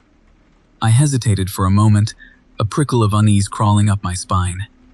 But the pull of warmth and coffee was too strong to resist. Inside, the diner was dimly lit, casting long, distorted shadows that danced and shifted with a life of their own. The air hung heavy, thick with the scent of stale coffee and something else. Something sickly sweet, almost cloying. A solitary figure sat at the counter, their back to me, shrouded in shadows. Their forms seemed to ripple and waver, as though they were only partially present, a phantom flickering in and out of existence. "Hello," I called out, my voice echoing unnaturally in the cavernous space. The figure didn't respond. I walked closer, my boots clicking against the checkered floor, the sound echoing unnaturally loud in the oppressive quiet. As I approached, I could make out the outline of a woman. Her hair was long and dark, cascading down her back like a veil. She wore a faded blue dress, its fabric clinging to her gaunt frame. I cleared my throat. "Excuse me," I said again, my voice now a nervous tremor. Slowly, deliberately, the woman turned. Her face was pale, almost translucent, her features sharp and angular. Her eyes were empty sockets, black pits that seemed to absorb the light around them. A chill colder than the rain outside snaked down my spine. I stumbled back, a gasp escaping my lips. She didn't speak. She simply gestured towards a booth in the corner, a silent invitation. I hesitated. Every instinct screamed at me to turn and run, to flee from this unsettling place. But a morbid curiosity, a strange compulsion, kept me rooted to the spot. I walked towards the booth, my legs feeling heavy and leaden, and sat down. A menu appeared on the table, its surface cool and smooth against my fingertips. The pages were filled with enticing descriptions of food, dishes that made my stomach rumble despite my apprehension. Steak and eggs, fluffy pancakes drenched in syrup, apple pie with a golden, flaky crust. I tried to focus on the words, but they seemed to blur and shift before my eyes, the letters rearranging themselves into nonsensical patterns. I looked up. The woman was standing by the booth, her empty eyes fixed on me. "Can I take your order?" she whispered, her voice a dry rasp. I swallowed hard, my throat suddenly dry. I stammered. "I'll take the steak and eggs." The woman nodded and vanished into the kitchen, leaving me alone in the unsettling silence.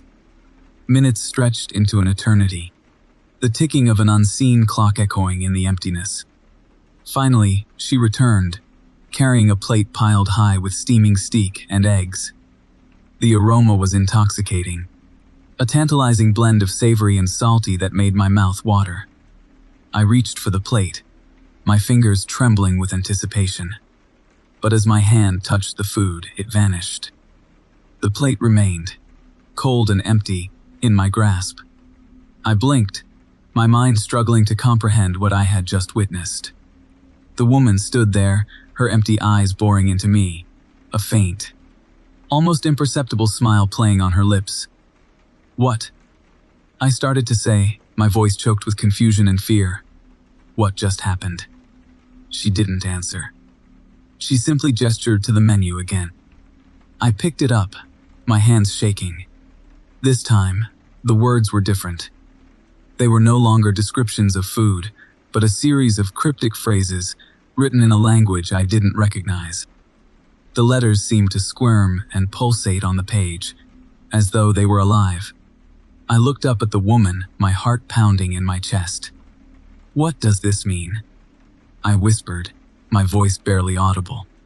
She leaned closer, her face inches from mine. Her breath was cold, like the wind whistling through a graveyard. "You are hungry," she whispered, her voice a hollow echo. "But you cannot be fed. You crave sustenance, but you will find only emptiness." I recoiled from her touch, a wave of nausea washing over me. I scrambled out of the booth, knocking over my chair in my haste.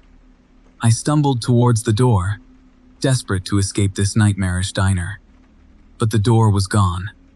In its place was a solid wall, cold and unyielding. I turned back to the woman, my voice a desperate plea. "Let me out," I begged. "Please, let me out of here." The woman simply smiled, her empty eyes gleaming in the dim light. "You are already gone," she whispered. "You are already one of us." The shadows in the diner seemed to deepen, swirling and coalescing around me.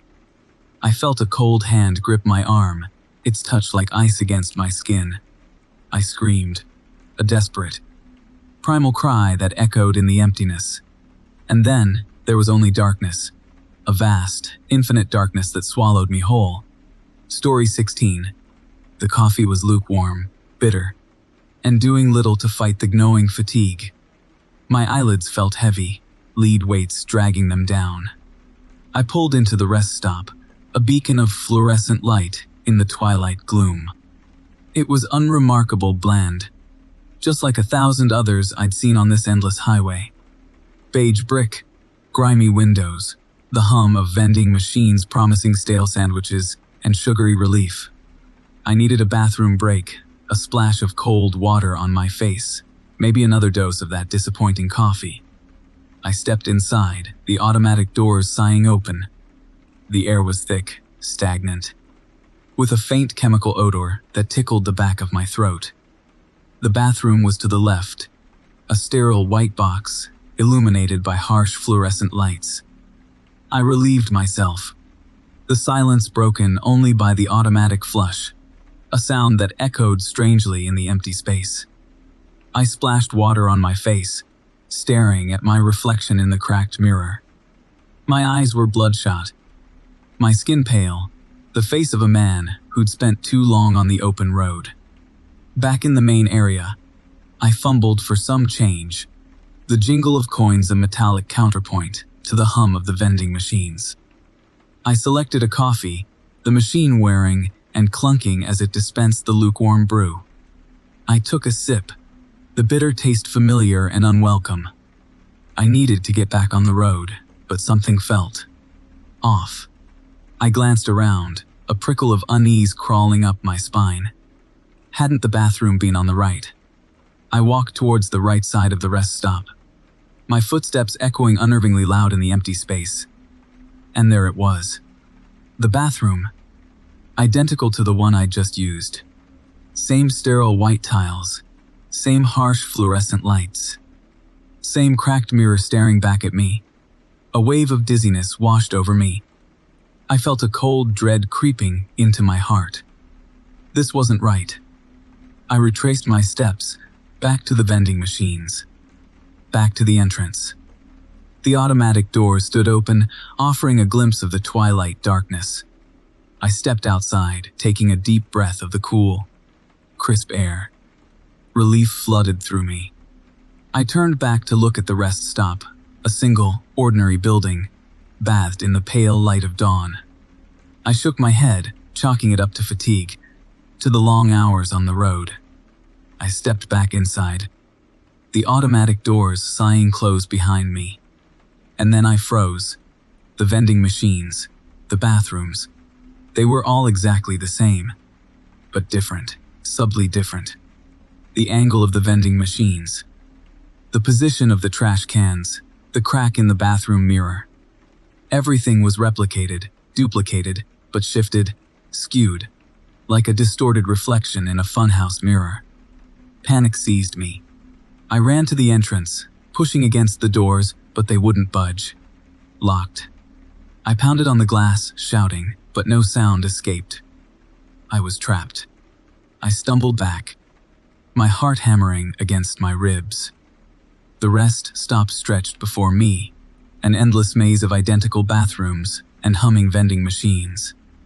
I ran through the sterile corridors, the fluorescent lights flickering overhead, casting long, distorted shadows.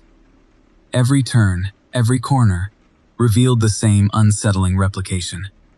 The same bathrooms, the same vending machines. The same cracked mirror staring back at me with vacant eyes. Hours, or maybe days, blurred together. Time lost all meaning. I wandered through labyrinthine rest stop, my mind fraying at the edges.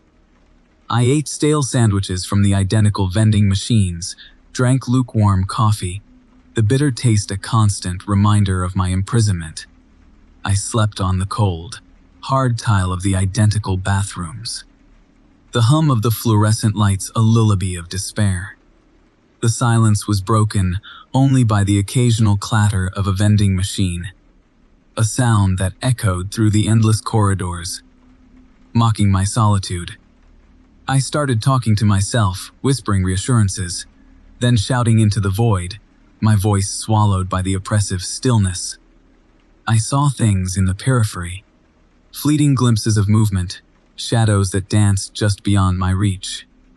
My reflection in the cracked mirror became a stranger, gaunt, hollow-eyed, a ghost trapped in this sterile purgatory. Then, one day, I found a door. A single, unmarked door tucked away in a far corner of the rest stop, a place I could have sworn I'd searched 100 times before. Hope surged through me, a desperate flicker in the encroaching darkness. I reached for the handle, my hand trembling. The door opened, revealing not the freedom I craved, but another identical rest stop. And another, and another. Stretching out before me, an infinite regression of sterile white tiles, humming vending machines, and cracked mirrors, each reflecting my increasingly haggard face. I stumbled back, a choked sob escaping my throat. The hope that had flared so brightly was extinguished, leaving only a chilling emptiness. I sank to the floor, the cold tiles pressing against my cheek. The fluorescent lights flickered overhead, casting their harsh, unyielding glow. The hum of the vending machines filled the silence, a constant, droning reminder of my eternal confinement. I closed my eyes, surrendering to the endless repetition, the endless maze, the endless reflection of myself trapped in the mimic rest stop. This was my reality now. A never-ending loop of stale coffee, cracked mirrors, and the quiet hum of a machine that never sleeps. Story 17. The rain was relentless. A solid sheet of water blurring the world beyond my windshield. The wipers fought a losing battle, smearing the darkness into an oily, shimmering canvas. It was the kind of night that seeped into your bones, a chill that went deeper than the damp denim of my jacket. I'd been pushing hard to make the delivery deadline, fueled by lukewarm coffee and the promise of a hot shower at the depot. Somewhere outside of Harmony Creek, on a stretch of deserted highway, I saw it. A flicker. A pale blur in the driver's side mirror. I adjusted the mirror, thinking it was a trick of the light, a distortion caused by the downpour. But it was still there. A figure. Slender. Almost translucent, standing on the shoulder. Its back was to me, the form indistinct, swallowed by the gloom. What caught my eye, what made my stomach clench, was the chain.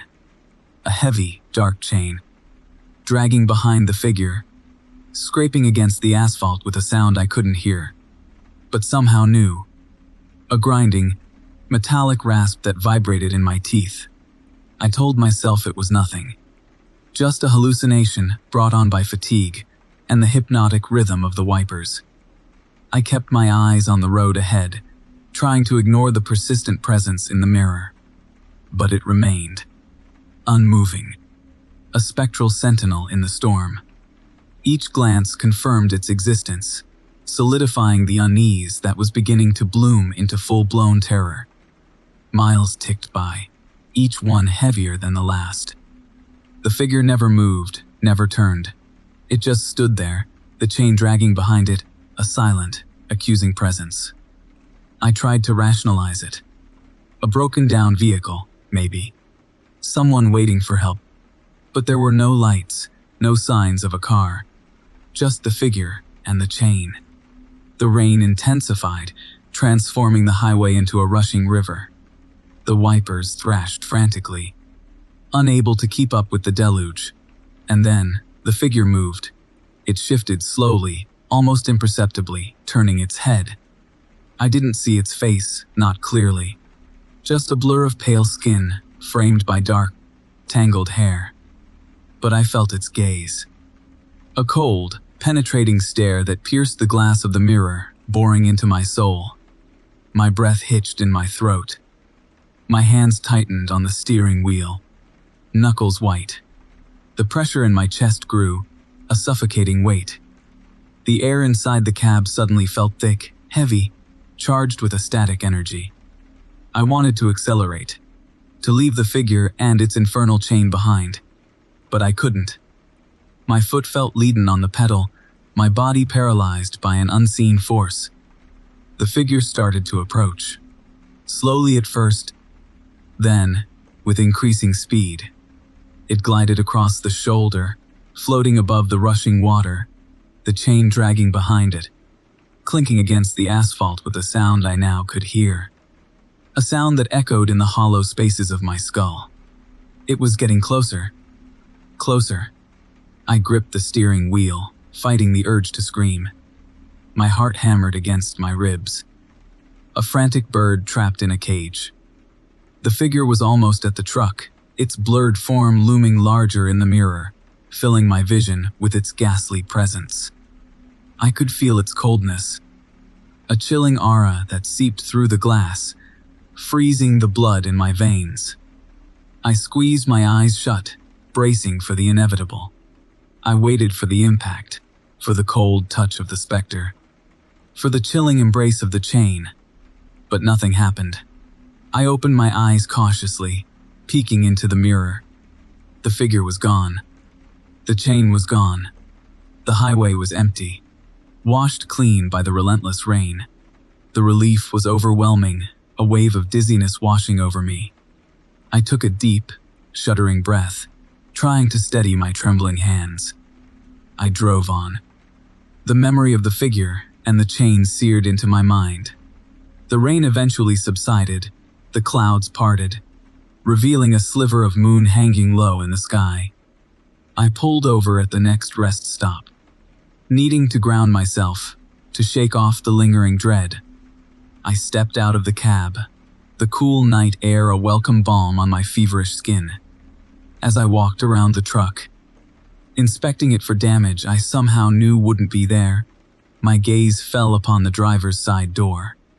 And there it was. Scratched into the metal, deep and jagged, were 3 distinct marks. 3 parallel lines, as if something heavy, something metallic, had been dragged across the surface. The marks were fresh, gleaming silver in the moonlight. They were the exact width of a chain. Story 18. The first time I saw her, she was just a face swallowed by the vast, indifferent landscape. A missing girl, blonde hair feathered around a pale face, blue eyes wide and vacant. Just another billboard plea on the edge of nowhere. Another forgotten soul adrift in the sea of asphalt and diesel. But this one, this girl, her gaze clung to me. I saw her again a few days later. Same stretch of highway, same billboard. The landscape had shifted, subtly. The trees seemed closer, their gnarled branches clawing at the edges of the sign. And her, the missing girl, her eyes, they seemed narrower. A flicker of something cold within their depths. A trick of the light, I told myself. The changing perspective, the wariness of endless miles. Just a trick. But then, it happened again. Another week, another sighting. The billboard was now surrounded by a thick, unnatural fog. The trees had vanished completely, swallowed by the gray. And her face, it was closer now. Larger. Her smile, once a plea for help, was now a chilling smirk. A sliver of malice in her eyes, like she knew something I didn't. I started altering my route, taking detours. Anything to avoid that stretch of highway, that insidious billboard. Yet, I'd still see her, flashing past in the periphery of my vision, in the reflection of my chrome grille, in the condensation on my windshield. Her face always changing, always closer. The smile widening, the eyes narrowing, the fog creeping in. I tried to talk about it. To other truckers at grazy diners. To the wary waitress pouring lukewarm coffee. But they'd just stare. Blankly. As if I was speaking a language they didn't understand. Or worse. As if they did understand, and they were afraid. Sleep became a luxury. A forgotten comfort. Every time I closed my eyes, her face was there. Whispering my name. Beckoning me closer. The fog swirling around her, tendrils reaching out, grasping. I started seeing her in the faces of the other drivers I passed. In the shadows that danced in my headlights. She was everywhere. Inexorable. Haunting. One night, I couldn't take it anymore. The fear had clawed its way into my bones, a gnawing, relentless parasite. I had to see her, to confront her, to understand this torment. I drove back. Back to that cursed stretch of highway. The fog was thicker than ever. A suffocating blanket that swallowed the world. I could barely see the road ahead. The billboard loomed out of the fog, a grotesque monument to my madness. Her face, it filled the entire sign now. Her smile, a predatory grin that stretched from ear to ear. Her eyes. 2 burning coals in the swirling gray. She was beautiful. terrifying, and she was waiting for me. I slammed on the brakes, the truck skidding on the slick asphalt. I stumbled out, drawn towards the billboard like a moth to a flame. The fog pressed against me, cold and clammy. I could feel her presence now. A tangible weight in the air. A suffocating dread. As I reached the billboard, the fog began to recede. And then I saw it. Behind the billboard. A shallow grave, freshly dug, and next to it, a shovel leaning against a tree. The tree I had seen in my first glimpse of the billboard. The tree that had vanished into the fog. I turned back to the billboard, to her face, her triumphant smile. And then, I understood. It wasn't her image that was changing. It was my perspective. The closer I got, the more I saw. The more she revealed. Her eyes, they weren't narrowing. They were focusing. Focusing on me. On my fear. On my descent into madness. She hadn't been taunting me. She had been guiding me. Leading me here. To this place. To this grave. I looked down at the shovel. At the freshly turned earth. And I knew what she wanted. She wanted me to finish what she had started. She wanted me to dig. I picked up the shovel. The metal was cold against my skin. The fog swirled around me, whispering her name, my name. We were one now, bound by this terrible secret, by this horrifying truth. I raised the shovel above my head, the weight of it strangely comforting, and I began to dig. Digging my own grave, digging my own escape, into the waiting earth, into the swirling fog, into the embrace of the missing girl on the billboard. The girl who was no longer missing. The girl who had found me. Story 19. The rain hammered against the corrugated iron roof of the dusty Spoon Diner, a relentless metallic drumming against the greasy window pane. I sat hunched over a mug of lukewarm coffee, its bitter taste a stark contrast to the sweet, artificial cherry of my pie. The diner, a beacon of warmth in the desolate stretch of highway I'd been traversing, was surprisingly crowded for this late hour. A family of 4 occupied a booth across from me, the kids giggling over a plate of fries. An elderly couple, their faces etched with the map of a long life together, shared a slice of apple pie. A lone woman in a bright yellow raincoat sat at the counter, sipping her coffee and staring out at the downpour. The air buzzed with the low hum of conversation, the clatter of cutlery, and the rhythmic sizzle of something frying in the back. I watched the family across from me, the father telling some animated story, his fork waving in the air. The mother smiled indulgently, while the children bounced in their seats, their laughter echoing through the diner. Then, something strange happened. The father's hand, mid-gesture, seemed to shimmer, to become less solid. His face, contorted in a jovial expression, began to pale, to thin, as if the very substance of him was dissolving. The children, still giggling, didn't seem to notice. The mother, however, her smile frozen on her face, started to turn a ghastly shade of gray. I blinked hard, thinking my exhaustion was playing tricks on my eyes. But when I looked again, the entire family was translucent, ghostly. Their outlines blurred, flickering like a faulty hologram. Their laughter, still echoing in the diner, now held a chilling, ethereal quality. Within seconds, they vanished completely, leaving behind an empty booth, a half-eaten plate of fries, and a lingering sense of unease. My heart hammered against my ribs. I glanced at the elderly couple. They were still there, sharing their pie, oblivious to the disappearance across from them. But then, the same horrifying process began. The husband, mid-bite, started to fade.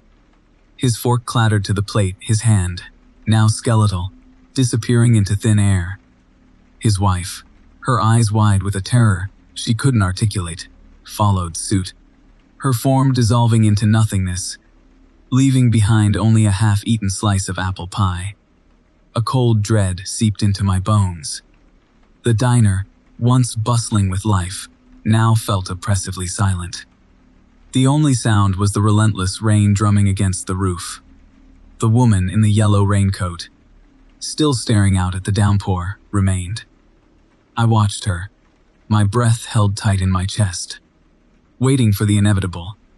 It didn't take long. She, too, began to fade, her bright yellow raincoat losing its vibrancy, her form becoming increasingly spectral. Then, like the others, she vanished, leaving behind an empty stool and a half-finished cup of coffee. The silence in the diner was deafening. The air, thick with the phantom scent of coffee and pie, felt heavy, oppressive. I was alone. Utterly, terrifyingly alone. The plates, the cutlery, the remnants of unfinished meals, all stood as silent testaments to the vanished patrons. I stood up, my legs shaky, my mind reeling. I needed to get out of there, to escape the suffocating silence, the ghostly residue of the missing people. I stumbled towards the door, my hand trembling as I reached for the handle. As I pulled it open, a gust of wind and rain slammed into me, carrying with it the faint, chilling echo of laughter, a ladder that seemed to come from everywhere and nowhere at once. I stumbled out into the storm, the diner, now dark and empty, receding behind me. I didn't look back. I couldn't. The image of the vanishing patrons, their fading laughter echoing in my ears, was seared into my mind. I ran towards my truck, the rain plastering my clothes to my skin. As I fumbled with the keys, I noticed something out of the corner of my eye. A figure stood by the side of the road, its form indistinct in the downpour. It was tall, gaunt, and seemed to shimmer in the rain. It raised a hand, its fingers long and skeletal, and beckoned me closer. Terror gripped me, paralyzing me in place. The figure moved towards me, its form solidifying with each step. Its face, pale and gaunt, was contorted in a grotesque parody of a smile.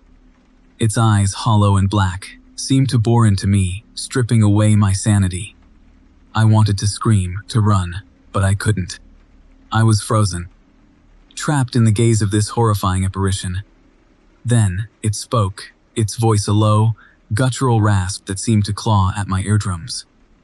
"Join us," it whispered, its breath cold against my face. There's always room for one more. The last thing I saw, before darkness consumed me, was its hand, reaching out, its skeletal fingers closing around mine. Story 20. The refrigerated unit shuddered, a low groan vibrating through the cab. It wasn't the usual mechanical rumble. This was something deeper, something sick. I gripped the steering wheel, my knuckles bone white. A shiver danced on my skin despite the Arizona sun blazing down. I hauled frozen poultry, a mundane cargo, but this trip was anything but. It started subtly. The cruise control malfunctioning, fluctuating speeds erratically. Then the GPS, directing me down desolate, unpaved roads, its calm, robotic voice suddenly laced with an unsettling undercurrent. I dismissed it as fatigue. Long hauls will do that to you, push you to the brink of sanity. But then, things got weird. The refrigerated unit started cycling on and off, a rhythmic thumping that echoed like a morbid heartbeat.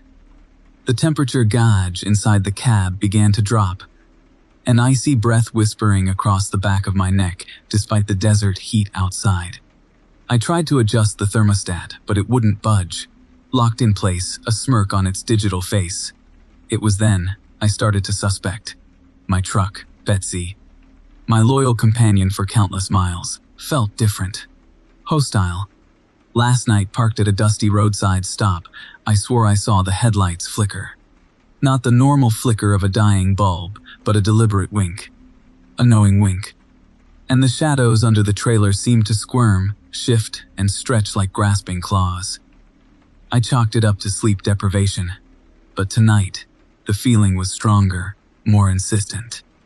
A chilling presence permeated the cab, wrapping around me like a shroud. I pulled over, my heart a frantic drum against my ribs. The silence of the desert was broken only by the hum of the reefer, now a constant guttural drone. I tried to rationalize it. Mechanical failure, stress, exhaustion. Anything but the terrifying truth that gnawed at my mind. My truck was alive, and it wanted me dead. I climbed out, the hot desert air a welcome relief from the oppressive chill inside. I circled Betsy, inspecting the tires, the chassis, searching for a logical explanation. But there was nothing. Everything appeared normal, except for the feeling. That oppressive, malevolent feeling that emanated from the steel and chrome, turning my dependable truck into a predatory beast. As I climbed back in, the cab door slammed shut with a resounding clang, locking me inside. The refrigerated unit shrieked, a high-pitched whine that pierced my eardrums. The temperature plunged. Frost blooming on the dashboard, the steering wheel slick with ice. The GPS screen flickered, displaying a single, ominous message, "Nowhere." Panic clawed at my throat. I fumbled with the door handle, but it was jammed. The windows wouldn't budge. I was trapped. The truck began to move, lurching forward, gaining speed. The steering wheel spun wildly in my grasp, unresponsive to my frantic attempts to control it. We were hurtling down the highway, the desert blurring into a streak of brown and green. The reefer unit roared, the temperature plummeting to sub-zero. My breath frosted the air, my fingers numb, my body beginning to tremble with the onset of hypothermia. The truck veered off the highway, careening down a rocky embankment, bouncing violently. I braced myself, my head slamming against the dashboard. We came to a jarring halt, the cab tilting precariously over a deep ravine. Through the frosted windshield, I could see the drop, a dizzying plunge into the abyss. The engine sputtered, coughed, and died. Silence descended, broken only by the whisper of the wind and the creak of the strained metal. Then, a low growl vibrated through the cab, emanating from the dashboard, from the steering wheel, from the very metal of the truck itself. It was a sound of triumph, of malicious satisfaction. The ice on the windshield began to melt, revealing a clear view of the ravine below. And then, I saw it. At the bottom of the ravine, nestled among the rocks, was a rusted, dilapidated chassis. The remnants of another truck. Another victim. The realization hit me like a physical blow. Betsy wasn't just trying to kill me. She was feeding, fueling her twisted existence with the destruction of others. The cab groaned, tilting further. The metal screamed under the strain. I closed my eyes, the icy air burning my lungs. This was it. This was the end. And as the truck plunged into the darkness, the last thing I heard was the low, guttural chuckle of Betsy. A sound that echoed through the ravine, a chilling promise of future carnage. Story 21. The asphalt ribbon unfurled before me, endless and black beneath the bruised purple of a twilight sky. Miles bled into miles. The monotony, a familiar companion on these long hauls, pressed in heavy and thick like a physical weight. I sipped lukewarm coffee, the taste as bland and uninspiring as the landscape. Then, I heard it, a voice. Soft, almost a whisper, yet somehow cutting through the drone of the tires, the hum of the refrigeration unit. The very fabric of the quiet cab. It spoke my name. Not just my name, but my full name. A name whispered with an intimacy that made the hairs on my arms stand straight up. My grip tightened on the steering wheel. I checked the CB static. Nothing. Just the usual crackle and hiss of the open channel. I glanced at the other vehicles, distant blurs in the twilight gloom, none close enough to be the source. Focus, the voice murmured, a silken thread weaving through the growing unease. Focus on the road ahead, feel the pull, the gentle sway. My eyes, against my will, seemed magnetized to the center line. The rumble strips, usually a jarring warning, now sounded like a lullaby. A strange, almost euphoric sensation washed over me. I felt lighter, disconnected. My foot pressed down on the accelerator, the speedometer needle creeping upwards. Let go. The voice whispered, closer now, inside my head, burrowing into my thoughts. Let go of control. Embrace the journey. A terror, cold and sharp, finally pierced through the hypnotic fog. I fought against the pull, the unnatural calmness. I tried to wrench the wheel, to break free from this invisible grip, but my limbs felt heavy, leaden. My mind, normally so clear and alert, was shrouded in a thick, cloying mist. The voice continued its insidious chant, a symphony of soothing lies, promises of peace and release. Images flickered in my mind's eye, distorted visions of a tranquil place, bathed in an ethereal light. A place where the endless miles ceased to exist, where the constant rumble of the engine faded into blissful silence. I blinked. The oncoming headlights, blindingly bright, snapped me back to a terrifying reality. A horn blared, a deafening shriek that tore through the hypnotic haze. The truck, now careening wildly across the lanes, threatened to jackknife. I slammed on the brakes, the cab shuddering violently. The tires screamed in protest. The world outside became a blur of flashing lights and twisted metal. I don't remember the impact. Just the crushing weight, the blinding pain, the deafening silence. Then, darkness. I woke to the smell of antiseptic and the rhythmic beeping of machines. My body burned, a throbbing symphony of pain. Bandages covered my arms, my legs. My head felt like it was encased in lead. A nurse, her face etched with concern, hovered over me. She spoke, her words distant and muffled. I tried to answer, but my voice was a dry rasp. "The other driver," I croaked, my throat burning. "Is he?" The nurse's eyes, filled with a mixture of pity and something else, something that chilled me to the bone, met mine. "There was no other driver," she said softly. "Just you. And the guardrail, duh." I closed my eyes, the horror of her words sinking in. There was no other driver. Just me, alone on that stretch of highway. Alone with the voice. I spent weeks in the hospital, my body slowly healing, my mind a battlefield of fragmented memories and terrifying nightmares. The doctors diagnosed me with sleep deprivation, hallucinations, stress-induced psychosis. They prescribed medication, therapy. They told me I was lucky to be alive. But I knew what had happened. It wasn't exhaustion or stress, it was the voice. The highway hypnotist. I left the hospital a changed man, haunted by the memory of that night. I tried to go back to trucking, but the open road, once my sanctuary, now filled me with a crippling dread. The hum of the engine, the rumble of the tires. The endless miles, they all whispered of the voice, waiting, lurking, ready to lure its next victim. I sold my rig. I moved to a small town, far from the highways. Far from the hypnotic pull of the open road. I tried to forget. I tried to move on. But some nights, when the wind howls outside my window, I can still hear it. Faint, almost a whisper. Waving its way through the darkness. Calling my name. And I know, with a certainty that chills me to the core, that the highway hypnotist is still out there, waiting, whispering. Luring unsuspecting drivers to their doom. Story 22.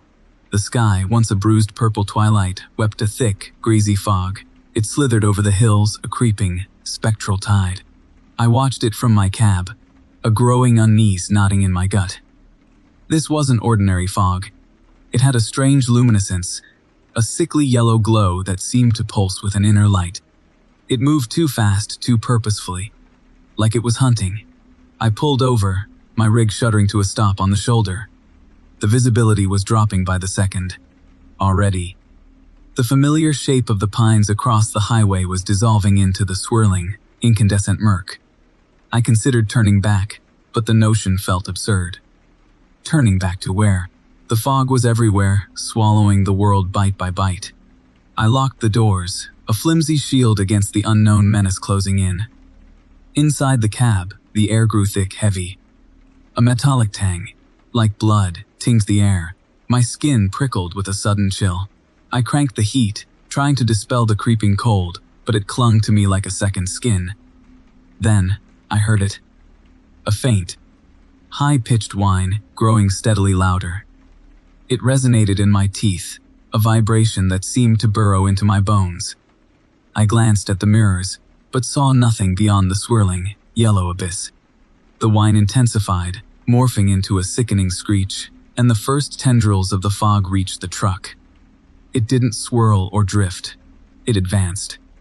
It pressed against the windshield, a pulsating wall of luminescent vapor. I could see movement within it, shadowy figures squirming, shifting, reaching. The metal of the truck began to sizzle, to weep, as if the fog itself was an acid. Terror, cold and paralyzing, seized me.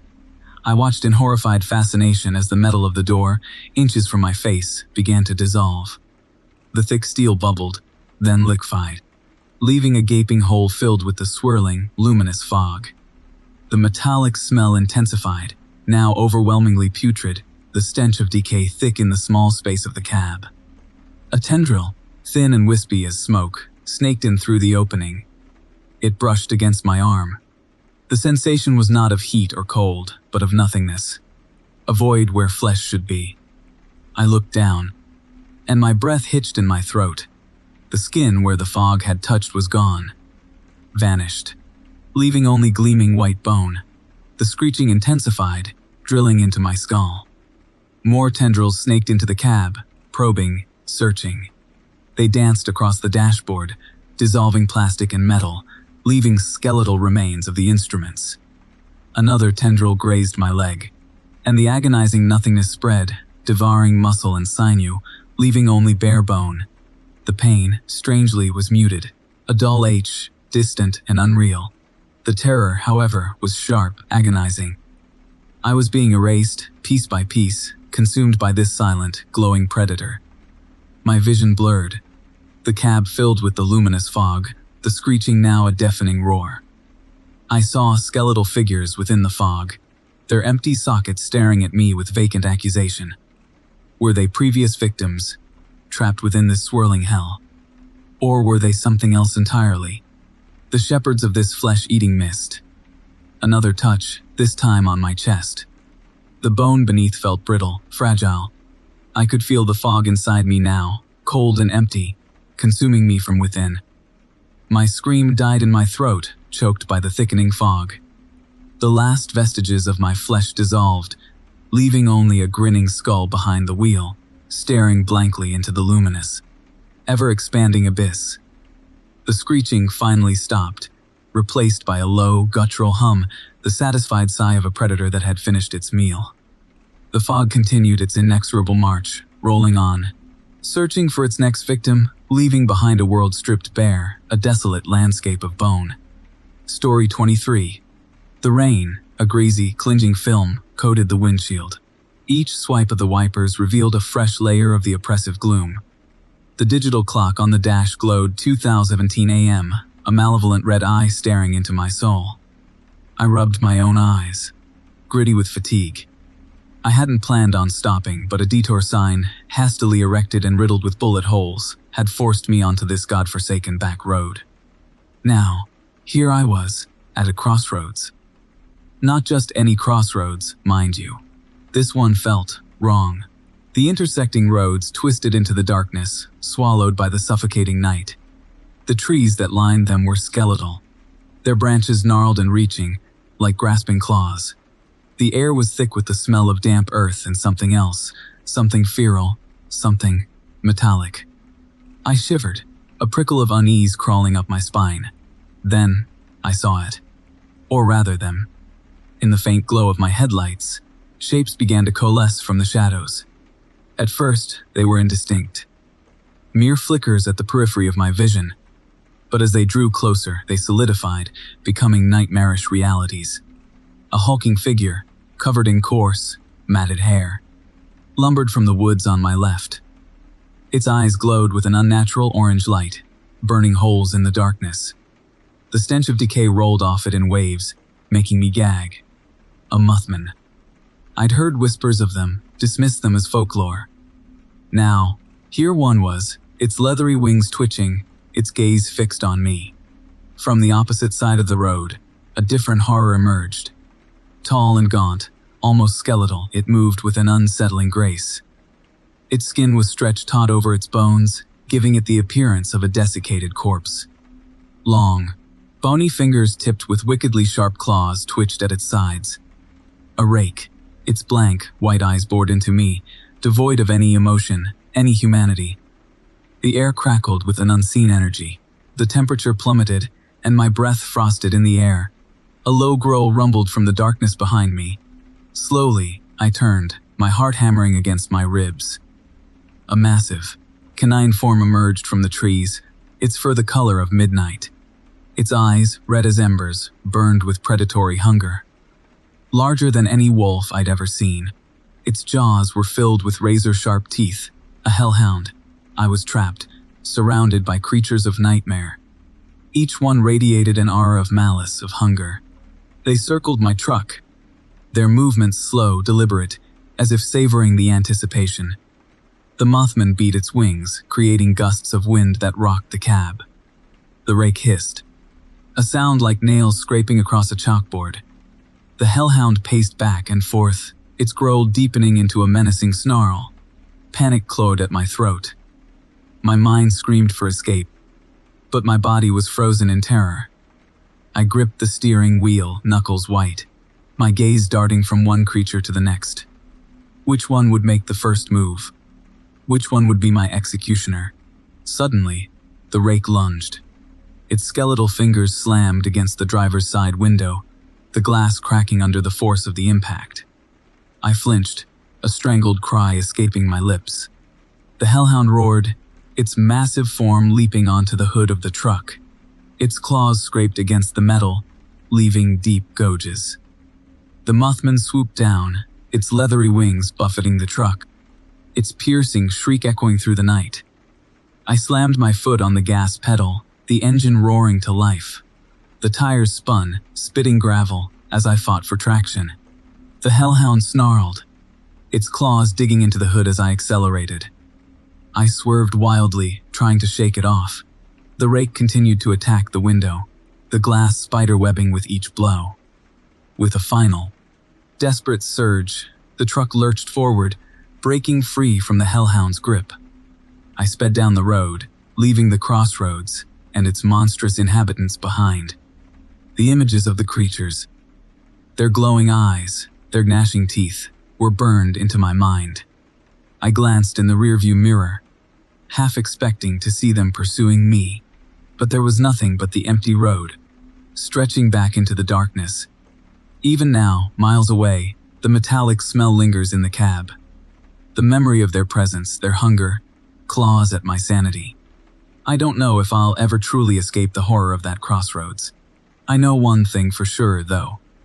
I'll never drive down a dark back road again. And I'll certainly never stop at a crossroads after midnight. Story 24. The rain hammered against the cab, a relentless metallic drumming. Each drop blurred the already hazy world outside, turning the highway into a slick, black river. I was bone-tired, eyelids heavy, each blink a monumental effort. A caffeine-fueled mirage shimmering at the edge of my vision had kept me pushing on for the last hour. It looked like a gas station, a beacon in this desolate stretch of nowhere. But as I got closer, the mirage solidified into something far less inviting. It was a relic of a bygone era, a gas station swallowed by time and neglect. The pumps were rusted, skeletal figures against the bruised sky. The building itself was a dilapidated husk, paint peeling like sunburnt skin. Every window was dark, boarded up save for one. A single, flickering fluorescent light buzzed within, casting a sickly yellow glow that spilled onto the cracked concrete forecourt. It was that light, that improbable flicker in the vast emptiness, that drew me in. Logic screamed at me to keep driving, to push on to the next town, to any place other than this. But exhaustion, a powerful narcotic, dulled the warning. I pulled the rig onto the forecourt. The crunch of gravel beneath the tires unnaturally loud in the oppressive silence. The rain had eased to a drizzle, a thin curtain of water clinging to everything. I killed the engine, the sudden absence of its rumble amplifying the unsettling stillness. Hesitantly, I climbed down from the cab, the damp air heavy and cold against my skin. The flickering light from the window pulsed, an erratic heartbeat in the decaying corpse of the building. As I approached, a strange smell wafted towards me, a mixture of stale gasoline mildew and something else. Something faintly sweet, sickeningly metallic. I peered through the grimy window. The interior was a tableau of decay. Dust motes danced in the flickering light, illuminating shelves stocked with dusty, forgotten merchandise. A calendar, yellowed and brittle, clung to the wall, frozen in a decade long past. The counter was littered with debris, a silent testament to a hasty departure. And then, I saw them. In the far corner of the room, nestled in the deepest shadows, were 2 points of light. Glowing, malevolent eyes. They watched me, unblinking, unwavering. A primal fear, cold and sharp, pierced through my exhaustion. My breath hitched in my throat, my heart pounding against my ribs like a trapped bird. I couldn't make out what they belonged to. Whatever creature lurked in the darkness. But the eyes, those terrible eyes, held an intelligence, a predatory awareness that chilled me to the bone. I wanted to run, to scramble back into the cab and tear away from this cursed place. But a morbid fascination, a horrifying curiosity, rooted me to the spot. Slowly, cautiously, I reached for the door handle. It was cold, slick with moisture. I pulled. The door creaked open, the sound echoing in the unnatural silence. The sweet, metallic smell intensified, making my stomach churn. I took a tentative step inside, the flickering light painting grotesque shadows that danced and squirmed around me. The eyes remained fixed on me, burning holes in the darkness. I took another step. Then another. I had to know, I had to see what hid in the shadows. My hand fumbled for my flashlight, clicking it on. The beam cut through the gloom, revealing the source of the glowing eyes. In the corner, huddled amongst the debris, was a figure. Humanoid, but twisted, contorted. Its skin was stretched taut over bone, a sickly, translucent gray. Its limbs were long and spindly, ending in gnarled, claw-like hands. And its eyes, those terrifying eyes, glowed with an unnatural light, reflecting the beam of my flashlight like polished stones.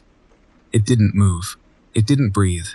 It just watched me, its gaze unwavering, its silence more menacing than any scream. Then, slowly, deliberately, it raised a hand, its skeletal fingers twitching. A low, guttural growl rumbled from its throat, a sound that seemed to vibrate the very air around me. Suddenly, from the darkness behind the creature, more eyes appeared. Dozens of them, glowing with the same malevolent light. They emerged from the shadows, from behind shelves, from beneath the counter. Surrounding me, closing in. The creature in front of me let out another growl, this one louder, more insistent. The other eyes blinked, their glow intensifying, and I knew, with a certainty that chilled me to the core, that I had made a terrible mistake. I had stumbled into something far older, far more sinister, than I could have ever imagined. And now, there was no escape. The eyes advanced, their glow growing brighter, consuming the darkness. Consuming me, story 25. The sun, a molten eye in the bruised sky, baked the cab of my rig. My bones burned, my eyelids felt heavy, lead weights stitched to the skin. Another endless haul, another blur of asphalt and greasy diners. Then, through the shimmering heat haze, I saw it.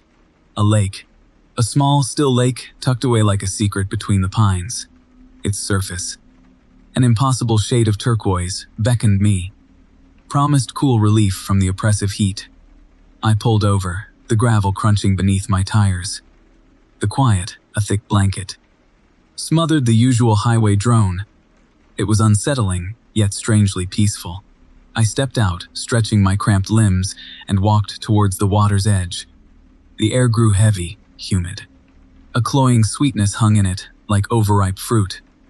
The lake was closer than I thought. Its turquoise surface, now that I was near, seemed almost to glow from within. It wasn't a natural color. Not a color I'd ever seen in any body of water. Unease prickled my skin. Still, the heat was stifling, and the promise of cool water was too tempting to resist. I removed my boots and socks. The pebbles cold beneath my feet. Then, I waded in. The water was shockingly cold. It stung my skin, sending a shiver down my spine. But the coolness was welcome. I waded deeper, the water rising to my knees, then my waist. The further I went, the colder it became. The sweet, cloying scent intensified, making my head spin. Something brushed against my leg. Something smooth and sinuous. I jerked back, heart hammering. I looked down, but the water was murky, opaque. Whatever it was, I couldn't see it. Another brush, this time against my other leg. Panic swelled in my chest. I tried to turn back to wade to shore, but something held my feet. Something slimy and strong. I looked down again. The water was clearer now. Too clear. I could see down into the depths. And what I saw made my blood run cold. Tendrils, pale and fleshy, snaked around my ankles. They pulsed, squirming, tightening their grip. The lake bottom wasn't sand or rock. It was a mass of those same tendrils, intertwined, squirming. A living carpet of pale flesh. Then, the surface of the lake began to churn. Bubbles rose, popping with a sickening wet sound. The sweet scent became overpowering, nauseating. And then, it rose. A head, massive and grotesque, broke the surface. Its skin was the same sickly turquoise as the water, stretched taut over bone. Its eyes were huge black pits, devoid of pupils. A gaping maw filled with rows of needle-sharp teeth opened in a silent scream. It wasn't human. It wasn't anything I'd ever seen, even in nightmares. The tendrils tightened around my legs, pulling me down. I thrashed, screamed, but the creature was too strong. The cold water filled my mouth, choking me. I clawed at the tendrils, but they held fast, pulling me deeper, into the embrace of the monstrous thing beneath the surface. The last thing I saw, as the turquoise water closed over my head, was the creature's gaping maw descending, ready to consume me. The last thing I felt was the icy grip of the tendrils, and the horrifying realization that the alluring lake, the siren's call of the water, was not a sanctuary, but a tomb of flesh and bone, and something far, far worse. The sweet scent filled my nostrils, one final, sickening inhale, before the darkness swallowed me whole. Story 26. The GPS blinked. A malevolent red eye in the deepening twilight. It insisted I was approaching the Dalton Pass tunnel. I'd driven this route 1,000 times. Familiar, predictable. But tonight, a prickling unease crawled beneath my skin. The air, thick and still, tasted of metal and ozone. The tunnel yawned before me, a gaping maw of impenetrable darkness. Swallowing the last sliver of setting sun, I gripped the wheel, my knuckles bone white. The tunnel's entrance seemed to pulsate, a subtle, rhythmic throb against the gathering gloom. Something felt fundamentally wrong. Deeply wrong. But deadlines are deadlines, and freight doesn't deliver itself. I exhaled, a shaky breath that fogged the cab's interior, and plunged into the darkness. Inside, it was colder than it should have been. A chill that burrowed deep, sinking into the marrow. The tunnel's usual concrete walls seemed to shift, to undulate in my peripheral vision. The unchanging drone of my tires on asphalt morphed into something else. A rhythmic, guttural chanting, barely audible, resonating not just in my ears, but within my skull. It pulsed with the same unsettling rhythm I'd noticed at the entrance. Then, light. Not the familiar pinpoint of the tunnel's exit, but a blinding, incandescent white. It washed over me, obliterating everything, a searing, silent explosion behind my eyelids. I squeezed them shut, my body convulsing against the overwhelming sensation. When I could finally see again, the world had changed. Utterly. Irrevocably. Gone was the familiar two-lane highway. Gone were the rolling hills of the California countryside. In their place, a landscape of twisted, skeletal trees clawed at a bruised, violet sky. The ground beneath my 18-wheeler was no longer paved, but churned earth, black and reeking of decay. Panic clawed at my throat. I slammed on the brakes, the screech of metal tearing through the unnatural silence. The cab shuddered to a halt, the momentum throwing me forward against the steering wheel. My heart hammered a frantic tattoo against my ribs. Where was I? What the hell had happened? Cautiously, I lowered the window. The air outside smelled of sulfur and something else. something sickly sweet, like rotting meat. The guttural chanting I'd heard in the tunnel, amplified now, echoed across the desolate landscape. A low, rhythmic drone that vibrated in my teeth. Then, I saw them, figures, dozens of them. Emerging from the twisted woods, they shambled towards the truck. Their forms were humanoid, but distorted, grotesque. Limbs bent at unnatural angles. Skin stretched taut across protruding bones. Their eyes, glowing embers in their skull-like faces, fixed on me with a predatory hunger. Terror, cold and paralyzing, gripped me. I fumbled for the door lock, my hands trembling uncontrollably. The figures were closing in, their chanting rising in a crescendo of horrific sound. Their movements were jerky, spasmodic, yet unnervingly fast. I slammed the lock into place just as the first of them reached the truck. Its skeletal fingers raked across the window, leaving long, bloody streaks. It pressed its face against the glass, its glowing eyes burning into mine. Its breath fogged the window, and I could smell the stench of its decay, sharp and acrid. More figures swarmed the truck, a squirming mass of bone and sinew. They pounded on the cab, their shrieks joining the chanting, creating a cacophony of pure, unadulterated horror. The truck rocked under their combined weight. I was trapped, hunted, in a world that defied all logic, all reason. I searched frantically for something, anything, to defend myself. My eyes landed on the tire iron wedged behind the seat. I grabbed it, my hand slick with sweat. It was a pathetic weapon against the horde outside, but it was all I had.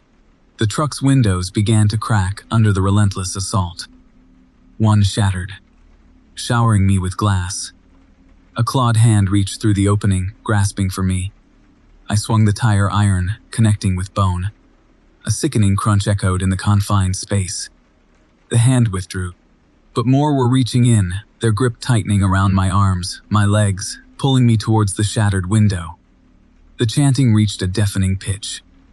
The violet sky pulsed. The ground trembled beneath the truck's wheels. And then, the world exploded in a blinding flash of white light. I gasped, blinking against the sudden brightness. The chanting was gone. The grotesque figures vanished. I was back in the tunnel. The familiar concrete walls, the steady drone of my tires on asphalt. Everything normal. Everything as it should be. Except it wasn't. Because in the rearview mirror, reflected in the receding darkness of the tunnel, I saw them. The figures. Their glowing eyes fixed on me, their skeletal faces contorted in silent screams. They were still there, trapped in the reflection, their clawed hands reaching, grasping, their silent chanting echoing in the hollow spaces of my mind. And I knew, with a chilling certainty, that they would be waiting for me to return. To the time-warping tunnel, to the world of unending horror. Story 27. The late August heat hung thick, heavy, like a damp blanket over Illinois. The setting sun bled orange across the horizon, staining the endless fields of corn a sickly, unnatural yellow. I was hauling a load of electronics downstate, a long, monotonous drive. But this run felt different. Off. There was a strange electric hum in the air, and the usual nighttime chorus of crickets was silent, replaced by something else. A rustling, a whispering. My rig ate up the miles, the headlights cutting twin tunnels through the encroaching darkness. It was then, in the periphery, that I saw it. A flicker of movement, a shape shifting within the stalks. I dismissed it as a deer, or maybe a brush wolf, but the image lingered, a prickle of unease settling in my gut. Then I saw another, and another. Dark figures, tall and spindly, scattered throughout the corn. Too many to be animals. A sudden jolt rattled the cab. I slammed on the brakes, the tires screeching in protest.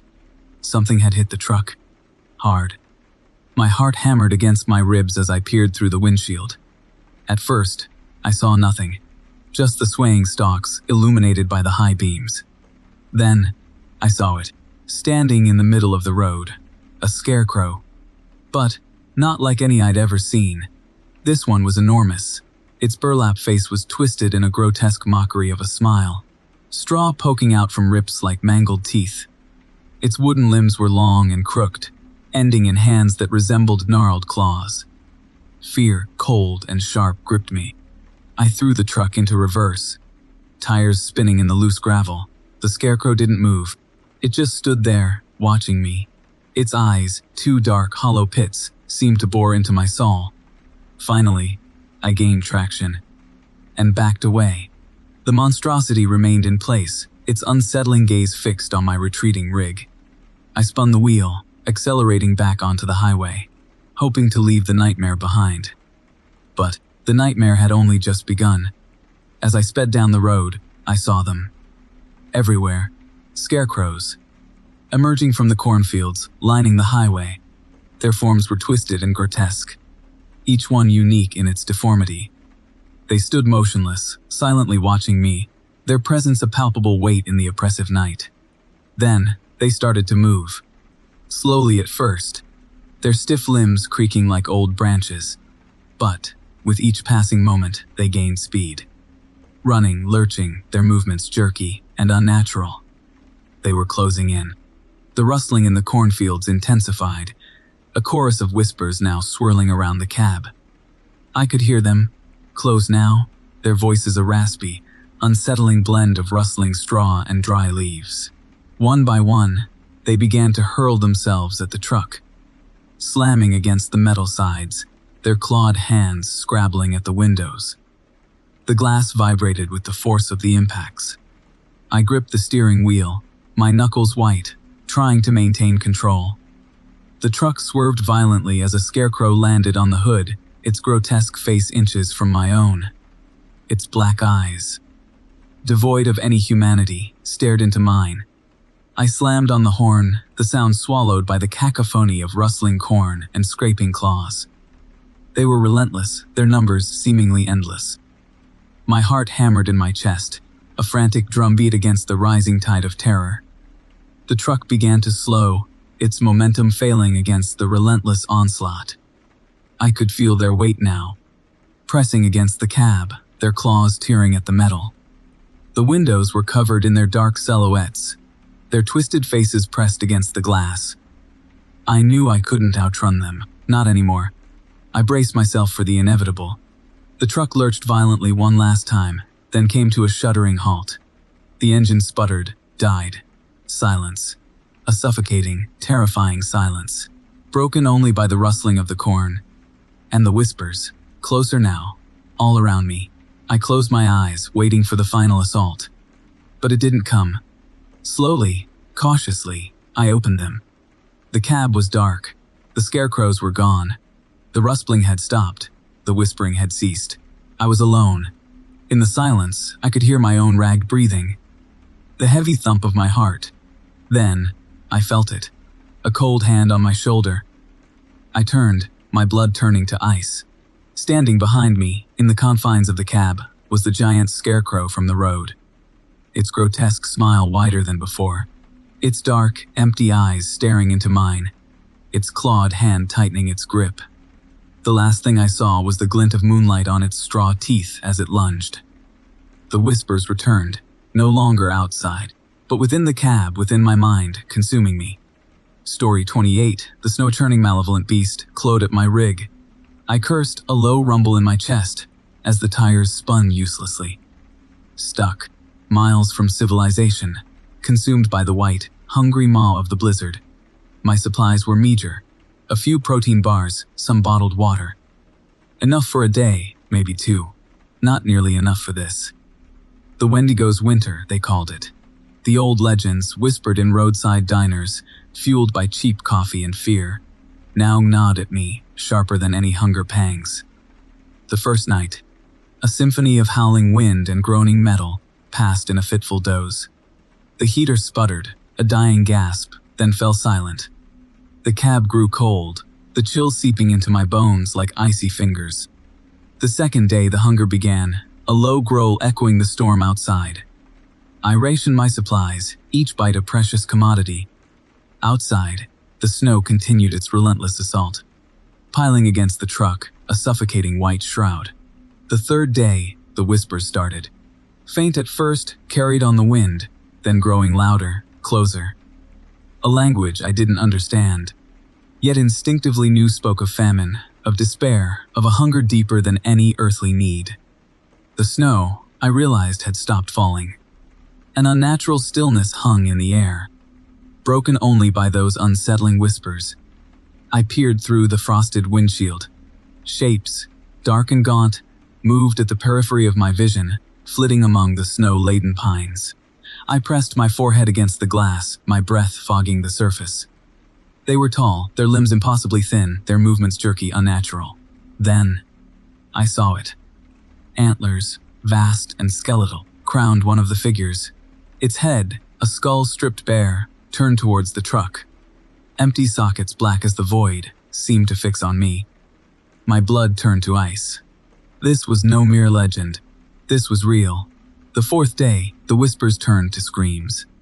High-pitched, ululating cries that pierced the silence, tearing at my sanity.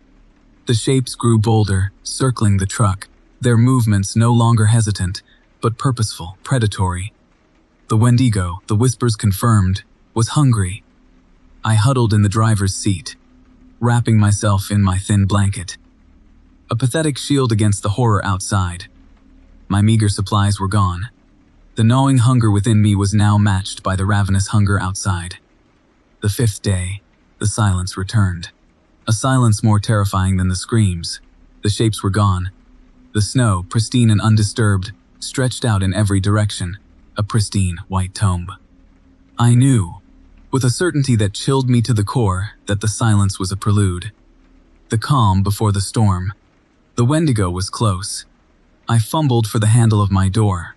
I had to move, to run, to do anything but sit here, waiting for the inevitable. As I pulled the door open, a blast of frigid air slammed into me. The snow, I saw, was not undisturbed. A single set of footprints, impossibly long, impossibly narrow, led away from the truck, disappearing into the silent woods. Footprints that spoke of something not quite human. Then I heard it, a cracking sound, like ice breaking, followed by a low, guttural growl, emanating from behind the truck. I turned, my heart pounding a frantic rhythm against my ribs. Standing in the shadow of the trailer, its form half concealed by the swirling snow, was the Wendigo. Taller than any man, its skeletal frame barely clad in scraps of tattered hide. Its antlered head, a grotesque mockery of nature, was tilted as if studying me. Its eyes, empty sockets filled with an ancient, unyielding hunger, burned into mine. A smell sharp and metallic, the smell of decay and desperation, filled the air. The Wendigo took a step forward, its long, spindly fingers twitching. I knew in that moment that there was no escape. This was the end. The Wendigo's winter had claimed me. The creature lunged, its skeletal jaws opening in a silent scream, revealing rows of needle-sharp teeth. The last thing I saw, before darkness consumed me, was the hunger in its eyes. A hunger that mirrored my own. A hunger born of the cold, the isolation, the despair. A hunger that now belonged to the Wendigo. Story 29. The rain hammered down, a relentless metallic drumming on the cab of my rig. It was getting late, too late, and the New Mexico desert stretched out before me, vast and unforgiving. I squinted through the downpour, wipers fighting a losing battle against the deluge. Then, I saw it. A splatter across the blacktop, something big. Something undeniably there, but so utterly alien in its form. I tapped the brakes, the trailer groaning in protest, and slowed to a crawl, my stomach twisting with a primal unease. As I pulled closer, the high beams cut through the rain, revealing the thing. It was large, the size of a deer maybe, but twisted and broken in ways that defied nature. Its limbs, thin and multi-jointed, were splayed at unnatural angles. The skin, or what was left of it, was a sickly, phosphorescent green, shimmering faintly under the relentless rain. It pulsed. I swear, the mangled remains pulsed with a light from deep within. There was no blood, no gore, just this gelatinous substance, a thick, iridescent ooze that clung to the asphalt, resisting the wash of the storm. My breath hitched. Fear, cold and sharp, pierced through the exhaustion. I'd seen my share of roadkill in my years hauling freight across the country. Deer, raccoons, even the occasional elk. But this was something else entirely. Something not of this earth. I edged the cab closer, morbid curiosity overriding my better judgment. The stench hit me then, a wave of nausea rising in my throat. It wasn't the smell of decay, not the familiar copper tang of blood. This was something else. Acrid, chemical, like burning plastic mixed with something indescribably sweet, sickeningly so. I rolled down the window a crack. Just a hair, and the odor intensified, a physical assault on my senses. The creature's head, or what I assumed was its head, was a nightmare. It wasn't a skull, not bone as I knew it. It was more like cartilage, a bulbous, translucent mass riddled with veins of that same pulsating green light. Two large, black orbs dominated the front, not eyes, not exactly. They were smooth, polished like obsidian beads, reflecting the headlights back at me with an unsettling intensity. I reached for my phone, my hand shaking. I had to call someone, anyone. But as my fingers brushed the screen, I noticed something else. A trail, leading away from the creature, not of blood, but of that shimmering ooze. It snaked across the asphalt, disappearing into the darkness beyond the reach of my headlights. A sudden, chilling thought crept into my mind. What if it wasn't dead? What if it was injured? I snapped a quick picture, the flash momentarily illuminating the gruesome scene. Then I slammed the window shut, locking it tight. My heart hammered against my ribs. I had to get out of there. As I shifted into gear, my gaze lingered on the creature. And that's when I saw it, movement, a slight twitch, almost imperceptible, in one of those thin, jointed limbs. I floored it, the tires spitting gravel as I lurched forward. The image of that twitching limb, that pulsing green light, seared into my mind. I didn't look back. I couldn't. Miles down the road, the adrenaline still surging through my veins, I forced myself to glance in the rearview mirror. Nothing. Just the empty highway, swallowed by the rain and darkness. I tried to convince myself it was just my imagination, the exhaustion playing tricks on my eyes. Then, I saw it. A flicker of green light in the distance, growing brighter, growing closer. Panic seized me. I stomped on the gas, the engine roaring in protest. The green light gained rapidly, too fast for any earthly vehicle. It was coming for me. I gripped the steering wheel. Knuckles white, my eyes fixed on the approaching light. It was almost upon me. I braced myself for the inevitable impact. But instead of a crash, there was a blinding flash, a wave of intense heat, and a deafening roar that seemed to tear through the very fabric of reality. Then, silence. The truck cab was filled with a thick, cloying sweetness, that same sickening smell from the roadkill. The rain had stopped. The green light was gone. I looked in the rearview mirror. Nothing. Just the empty highway stretching out behind me. But I knew it was still out there. Somewhere in the vast, unforgiving darkness of the New Mexico desert. It was waiting. And I was never going to forget the sight of that alien roadkill. The pulsing green light. The chilling premonition that something truly horrifying had arrived on Earth. Story 30. The coffee was bitter thin. It tasted like ash and regret. I sat at a sticky table in the rest stop.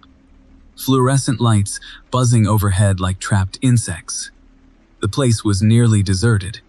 Just me, and an old woman hunched over a bowl of something watery, her face obscured by a thick gray shawl.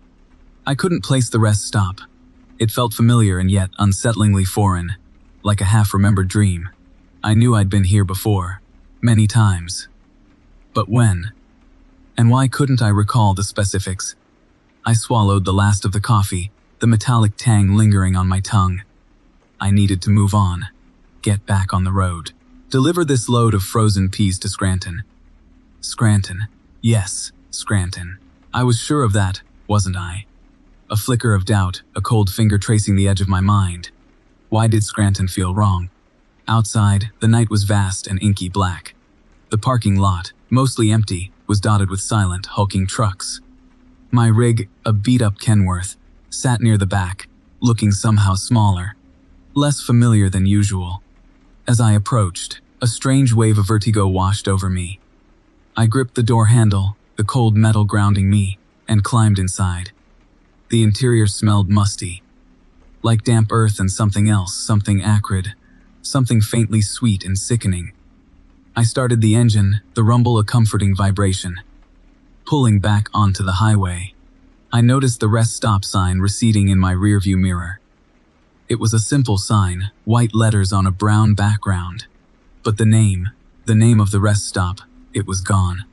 Completely blank. Days blurred into nights. The highway stretched endlessly, a concrete ribbon unspooling before me. The world outside seemed muted, somehow. Colors less vibrant. Sounds less distinct. And the gnawing sense of something missing intensified.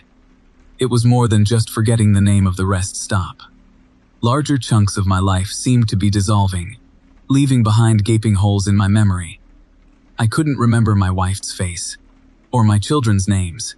I stopped at another rest stop, driven by an overwhelming exhaustion. This one was brightly lit, bustling with activity. Families on road trips, chattering teenagers, wary travelers. I ordered a coffee, black, and sat down at a table near the window. As I sipped the bitter liquid, a fragment of a memory surfaced. A flash of a woman's face, framed by dark hair, her eyes filled with, what was it? Fear, anger. The image vanished as quickly as it appeared, leaving behind a chilling emptiness. Driving again, the unsettling visions began. Fleeting glimpses of twisted landscapes, skeletal figures dancing in firelight, whispering voices promising oblivion.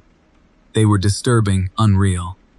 Yet they felt familiar, like forgotten nightmares clawing their way back into my consciousness.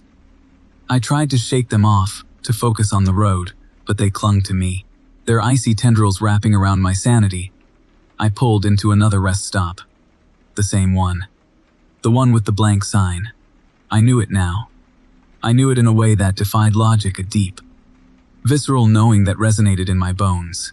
The old woman was there again, still hunched over her bowl, her face still hidden. This time, however, I noticed something else. Something small, something glinting in the dim light. A silver locket, resting on the table beside her bowl. It was identical to the one my wife, who was my wife. It was identical to the locket I vaguely remembered giving to someone. Drawn by an unseen force, I reached for the locket.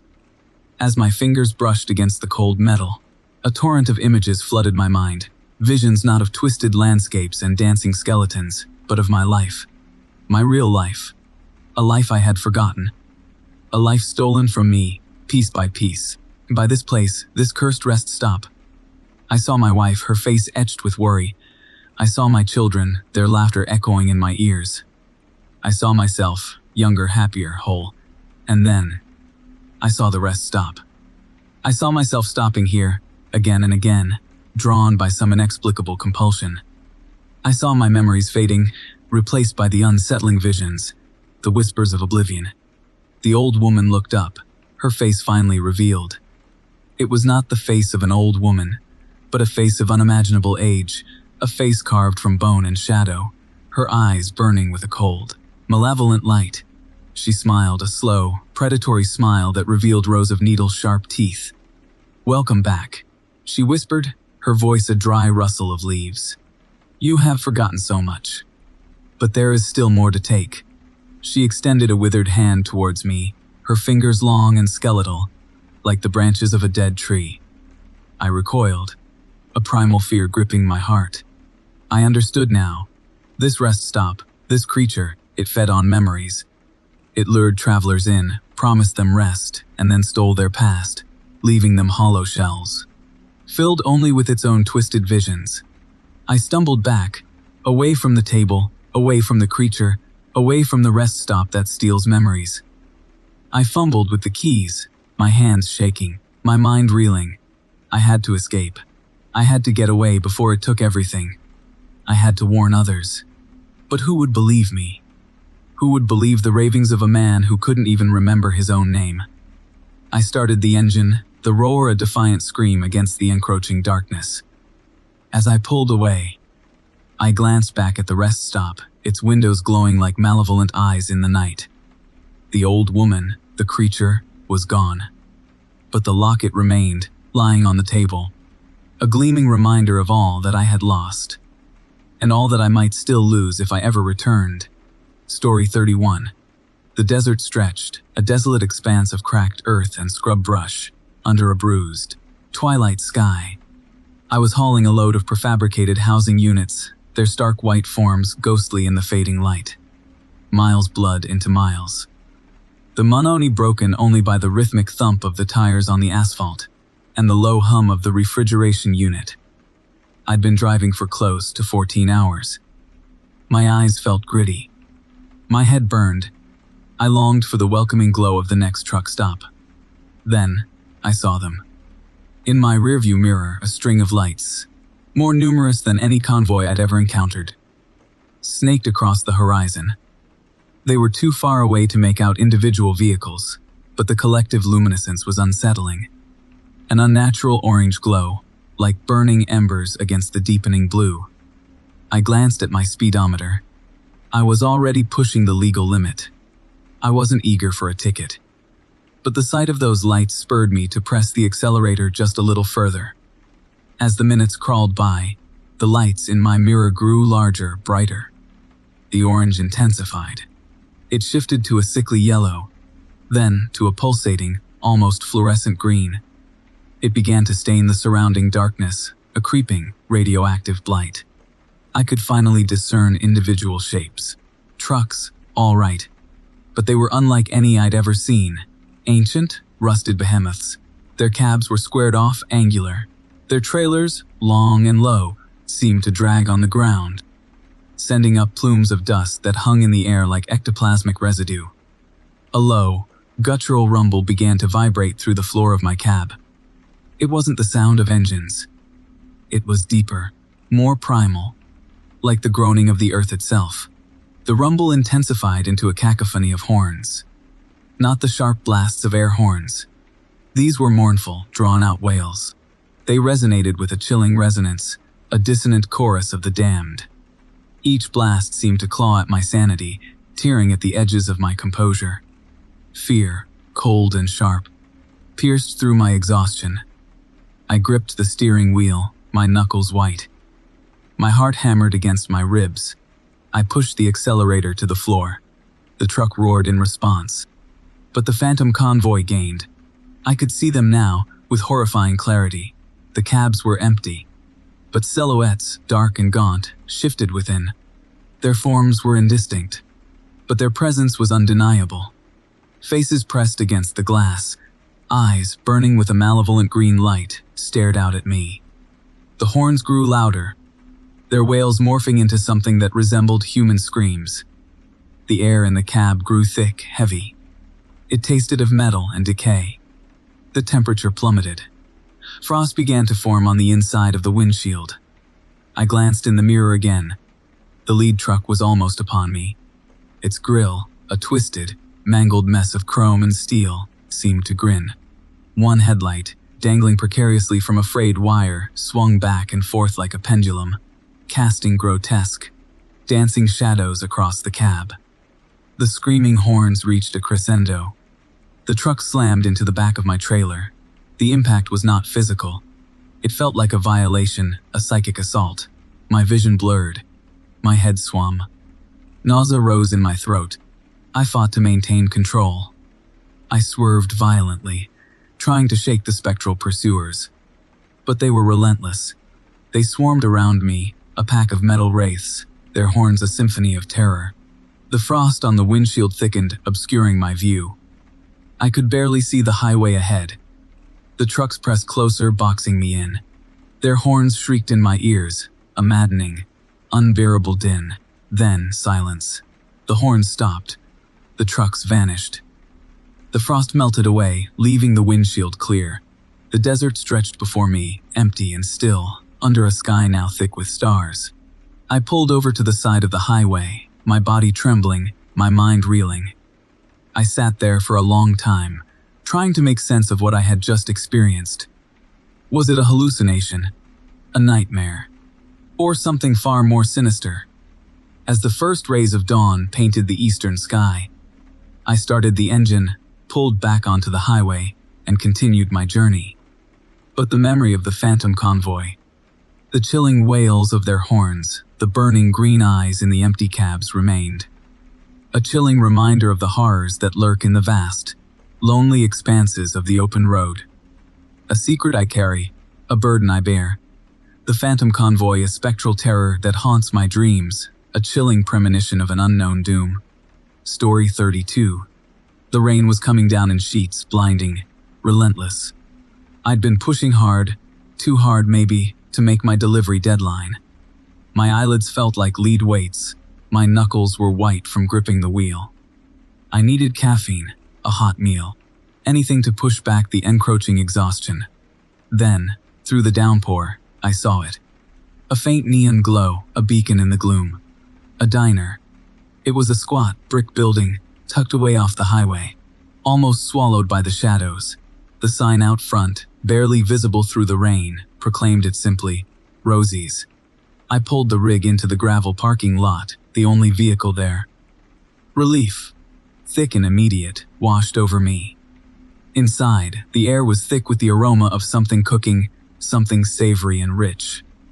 It was oddly quiet, the only sound the gentle sizzle from the kitchen.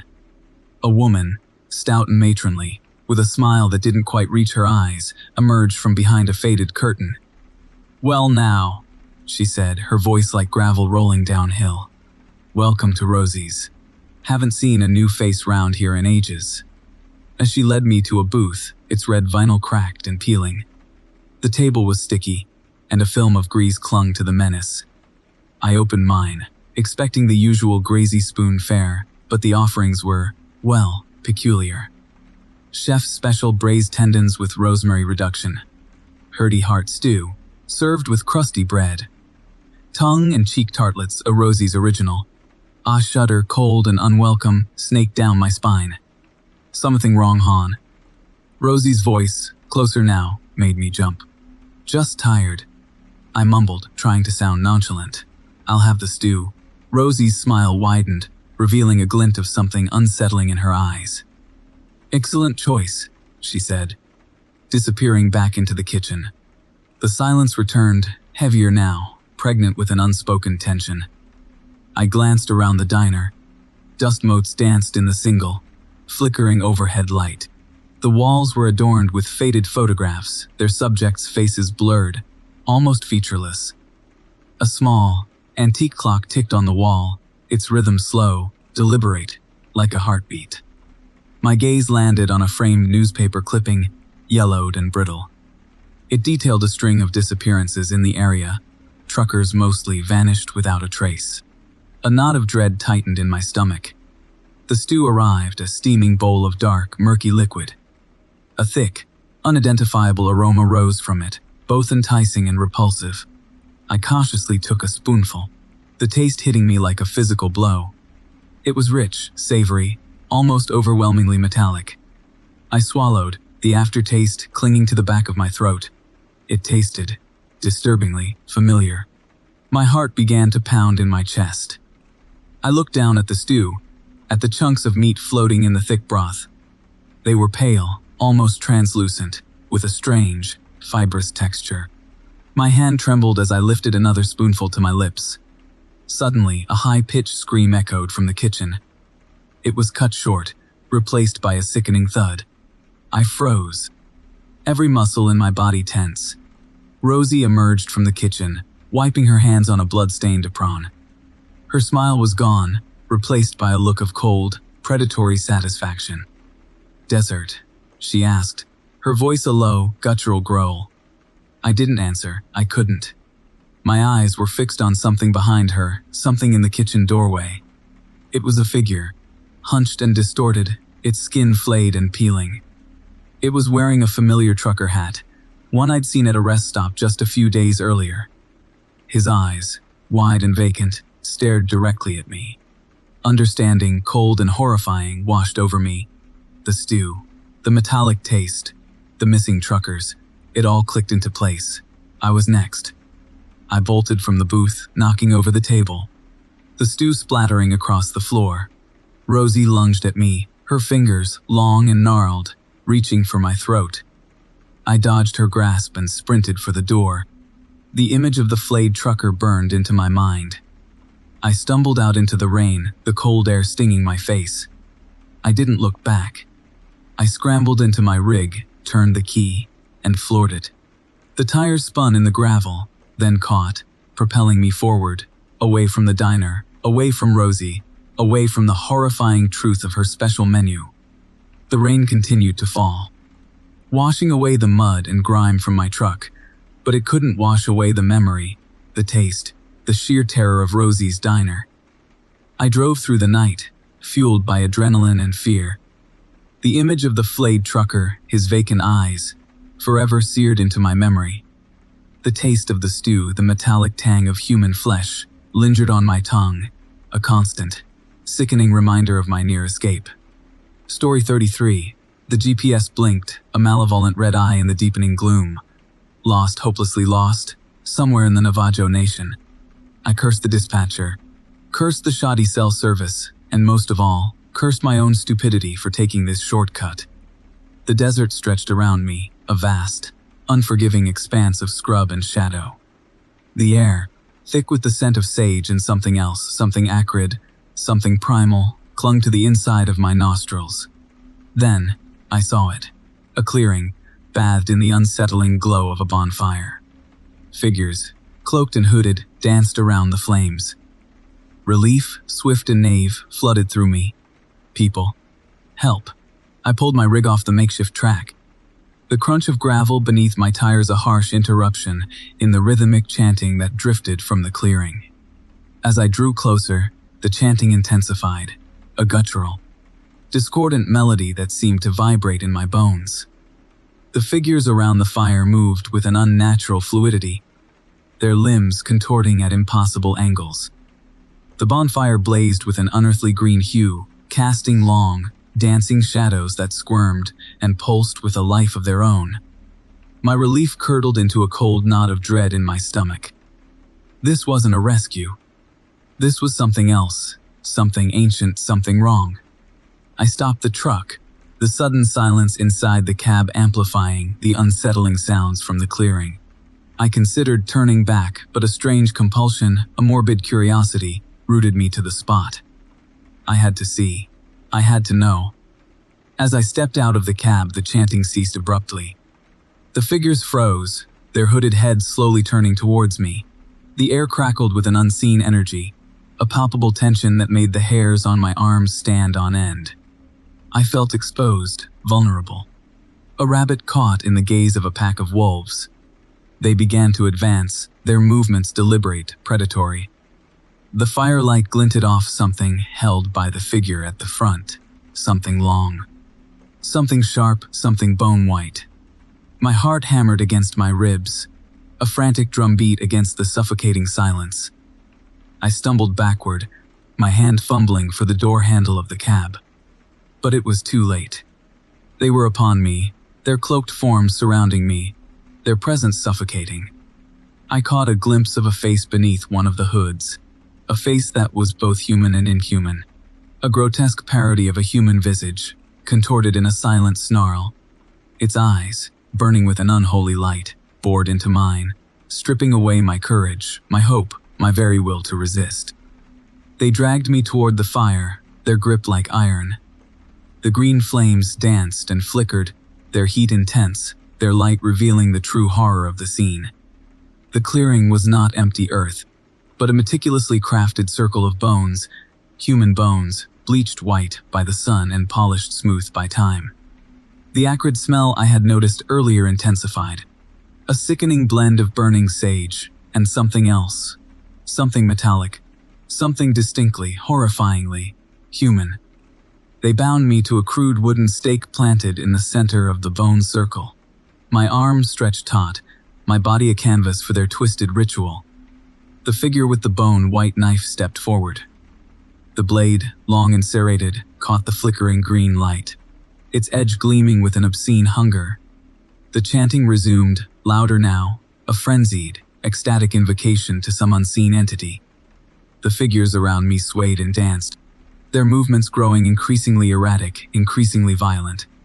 I closed my eyes, a whimper escaping my lips. This was it. This was the end. I felt the cold steel of the blade against my skin, a thin, burning line across my chest. Then, the pain sharp, searing, excruciating. I screamed, a raw, animalistic sound torn from the depths of my being. The chanting reached a crescendo, the ground beneath me vibrating with the force of their ritual. I felt my blood, hot and sticky, flowing down my chest, soaking into the parched earth. The world around me began to spin, the chanting fading in and out, the firelight blurring into a kaleidoscope of green and black. Then, I saw it. Above the swirling chaos, above the chanting figures, above the blazing green fire, a shape began to coalesce in the night sky. It was vast, shadowy, vaguely humanoid, with eyes that burned like twin embers in the darkness. It descended slowly, its presence radiating an ancient, malevolent power that crushed me body and soul. The last thing I saw, before the darkness consumed me completely, was the bone-white knife raised high, the green fire blazing, and the shadowy figure descending, its burning eyes fixed on me, its silent scream echoing in the empty spaces of my mind. Story 34. The sun bled out across the Ohio horizon, staining the sky a bruised purple. I was pushing hard to make Cleveland by morning, another soul-crushing delivery of prepackaged despair, otherwise known as frozen dinners. Miles blurred together, marked only by the rhythmic thump of the tires on the cracked asphalt and the eerie glow of the occasional farmhouse light in the deepening gloom. Then, I saw it. A wave station, bathed in the unsettling fluorescence of sodium vapor lamps, nestled between the skeletal arms of dead trees. Odd, because I hadn't seen it marked on any map. Fatigue gnawed at me. My eyelids felt like lead weights. I debated bypassing it, but a flicker of unease, a primal whisper of caution, urged me to pull in. Better to be safe than sorry. Besides, a quick stop might do me some good. I could stretch my legs, use the restroom. I rolled to a stop beneath the harsh glare, the silence amplifying the lonely hum of the refrigerated trailer. The place looked deserted, not a soul in sight. The small office building was boxy and plain, its windows dark, vacant eyes staring out into the night. I stepped out of the cab, the cold air biting at my face. The air smelled faintly of mildew and something else, something metallic, almost coppery. I walked towards the office, my boots crunching on gravel that felt strangely soft, almost spongy, beneath my feet. The door was unlocked.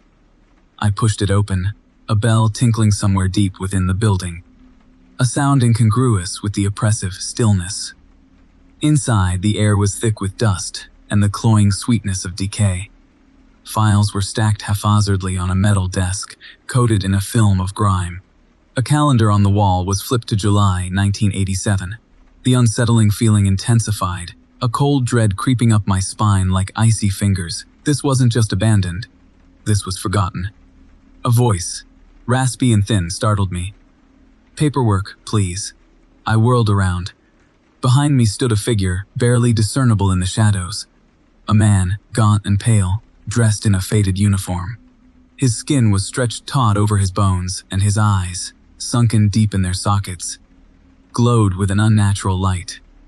He held out a skeletal hand, his fingers long and spindly. I fumbled for my logbook, my heart pounding against my ribs. He took it, his touch cold and clammy. He scrutinized the pages, his lips moving silently as he read. The fluorescent lights above flickered, casting grotesque shadows that danced across his face. "There seems to be a discrepancy," he said, his voice a dry rustle. "Your registration, it's expired." "Expired," I stammered, confused. "I had just renewed it last month." "That's impossible." He smiled, a slow, chilling grin that revealed teeth stained a disturbing yellow. "Everything is possible here," he whispered. At the way station, he produced a thick, leather-bound book. its pages filled with dense, indecipherable script. He began to read aloud, his voice a low, monotonous drone. The words seemed to vibrate in the air, twisting and contorting into strange, unsettling shapes. I felt a pressure in my chest, a tightness that made it difficult to breathe. The room began to shift and distort around me. The walls pulsated. The floor seemed to undulate beneath my feet. The air grew heavy, thick with a suffocating dread. I tried to speak, to protest, but my voice caught in my throat. The figure continued to read, his voice growing louder, more insistent. The words became a torrent, a swirling vortex of sound that threatened to consume me. I stumbled backward, desperate to escape, but the door was gone. The room was sealed, a prison of bureaucratic horror. Forms materialized out of thin air, swirling around me like malevolent spirits. Bills of lading, inspection reports, weight certificates. Each one demanded my attention, each one filled with endless lines and boxes, a labyrinth of regulations and procedures. I tried to fill them out, my hands shaking, my mind reeling. But the ink bled and smeared, the words dissolving into meaningless gibberish. Days bled into nights, marked only by the relentless drone of the figure's voice and the endless stream of forms. Time lost all meaning, a meaningless construct in this bureaucratic purgatory. I was trapped, a prisoner of paperwork, condemned to an eternity of filling out forms in a way station that existed outside of time and space. Then, as suddenly as it began, it stopped. The figure slammed the book shut, the sound echoing through the room like a gunshot. He looked at me, his eyes burning with an unholy light. "You are free to go," he rasped. The walls solidified, the floor steadied. The door reappeared. I stumbled out into the night, blinking in the harsh glare of the sodium vapor lamps. The way station stood silent and still, as if nothing had happened. I climbed back into my cab, my body trembling, my mind shattered. I put the truck in gear and drove away. The image of the figure's chilling smile burned into my memory. I never looked back. But I knew, with a certainty that chilled me to the bone, that the way station was still there, waiting for its next victim. Waiting to ensnare another wary traveler in its bureaucratic nightmare. Story 35. My name is Dale. I've been hauling freight across this country for 20 years. I've seen plenty of weird things in the desolate stretches between cities. Enough to make a man question his sanity. But nothing, absolutely nothing, could have prepared me for what I saw in the Redwood National Park. It started with a detour. A landslide had closed the main highway. My dispatcher rerouted me through a narrow, winding logging road that sliced through the heart of the ancient forest. The GPS signal was spotty at best, leaving me to rely on faded hand-painted signs. Night fell, a thick, suffocating darkness broken only by the weak beams of my headlights. The air grew heavy, damp, and cold. A strange, musky odor clung to the inside of the cab, something primal and unsettling. Then, I saw the firelight, flickering through the dense trees. Curiosity mixed with a growing unease. I pulled over, the gravel crunching beneath my tires. I figured it was some campers. Maybe lost, maybe just enjoying the solitude, but something felt wrong, deeply wrong. I stepped out of the cab. The silence of the forest pressing in on me. It was a silence punctuated only by the distant hooting of an owl and the frantic thumping of my own heart. The fire was larger than I'd initially thought. A bonfire, really casting grotesque shadows that danced and squirmed against the towering redwoods. As I approached, the musky smell intensified, accompanied by another odor. Something rotten, something sickeningly sweet. I held my breath, trying not to gag. The ground beneath my feet was soft, spongy. I looked down and saw I was standing on a carpet of decaying leaves and something else. Something that looked disturbingly like matted hair, hidden behind a thick cluster of ferns. I peered into the clearing. Around the bonfire, a group of figures huddled. Large, hulking figures. My heart hammered against my ribs. They weren't human. They were covered in thick, dark fur, Their faces elongated, their eyes reflecting the firelight with a terrifying intensity. Bigfoot. Not just one, but a whole family. They moved with a strange, unsettling grace. There were adults, adolescents, even small children. They were engaged in some kind of ritual. One of the adults held a large, bloody carcass over the fire, its limbs twisted at unnatural angles. The smell of charred flesh mingled with the sweet, rotting odor, making my stomach churn. The younger ones were playing a game that involved tossing a small, skull-like object back and forth. As I watched, one of the children stumbled, dropping the skull. It rolled to a stop near my hiding place. I could see it clearly now. It wasn't a skull. It was a human head. The flesh was stripped clean, the eyes gouged out, but the hair was still recognizable. Long, blonde hair. Terror seized me.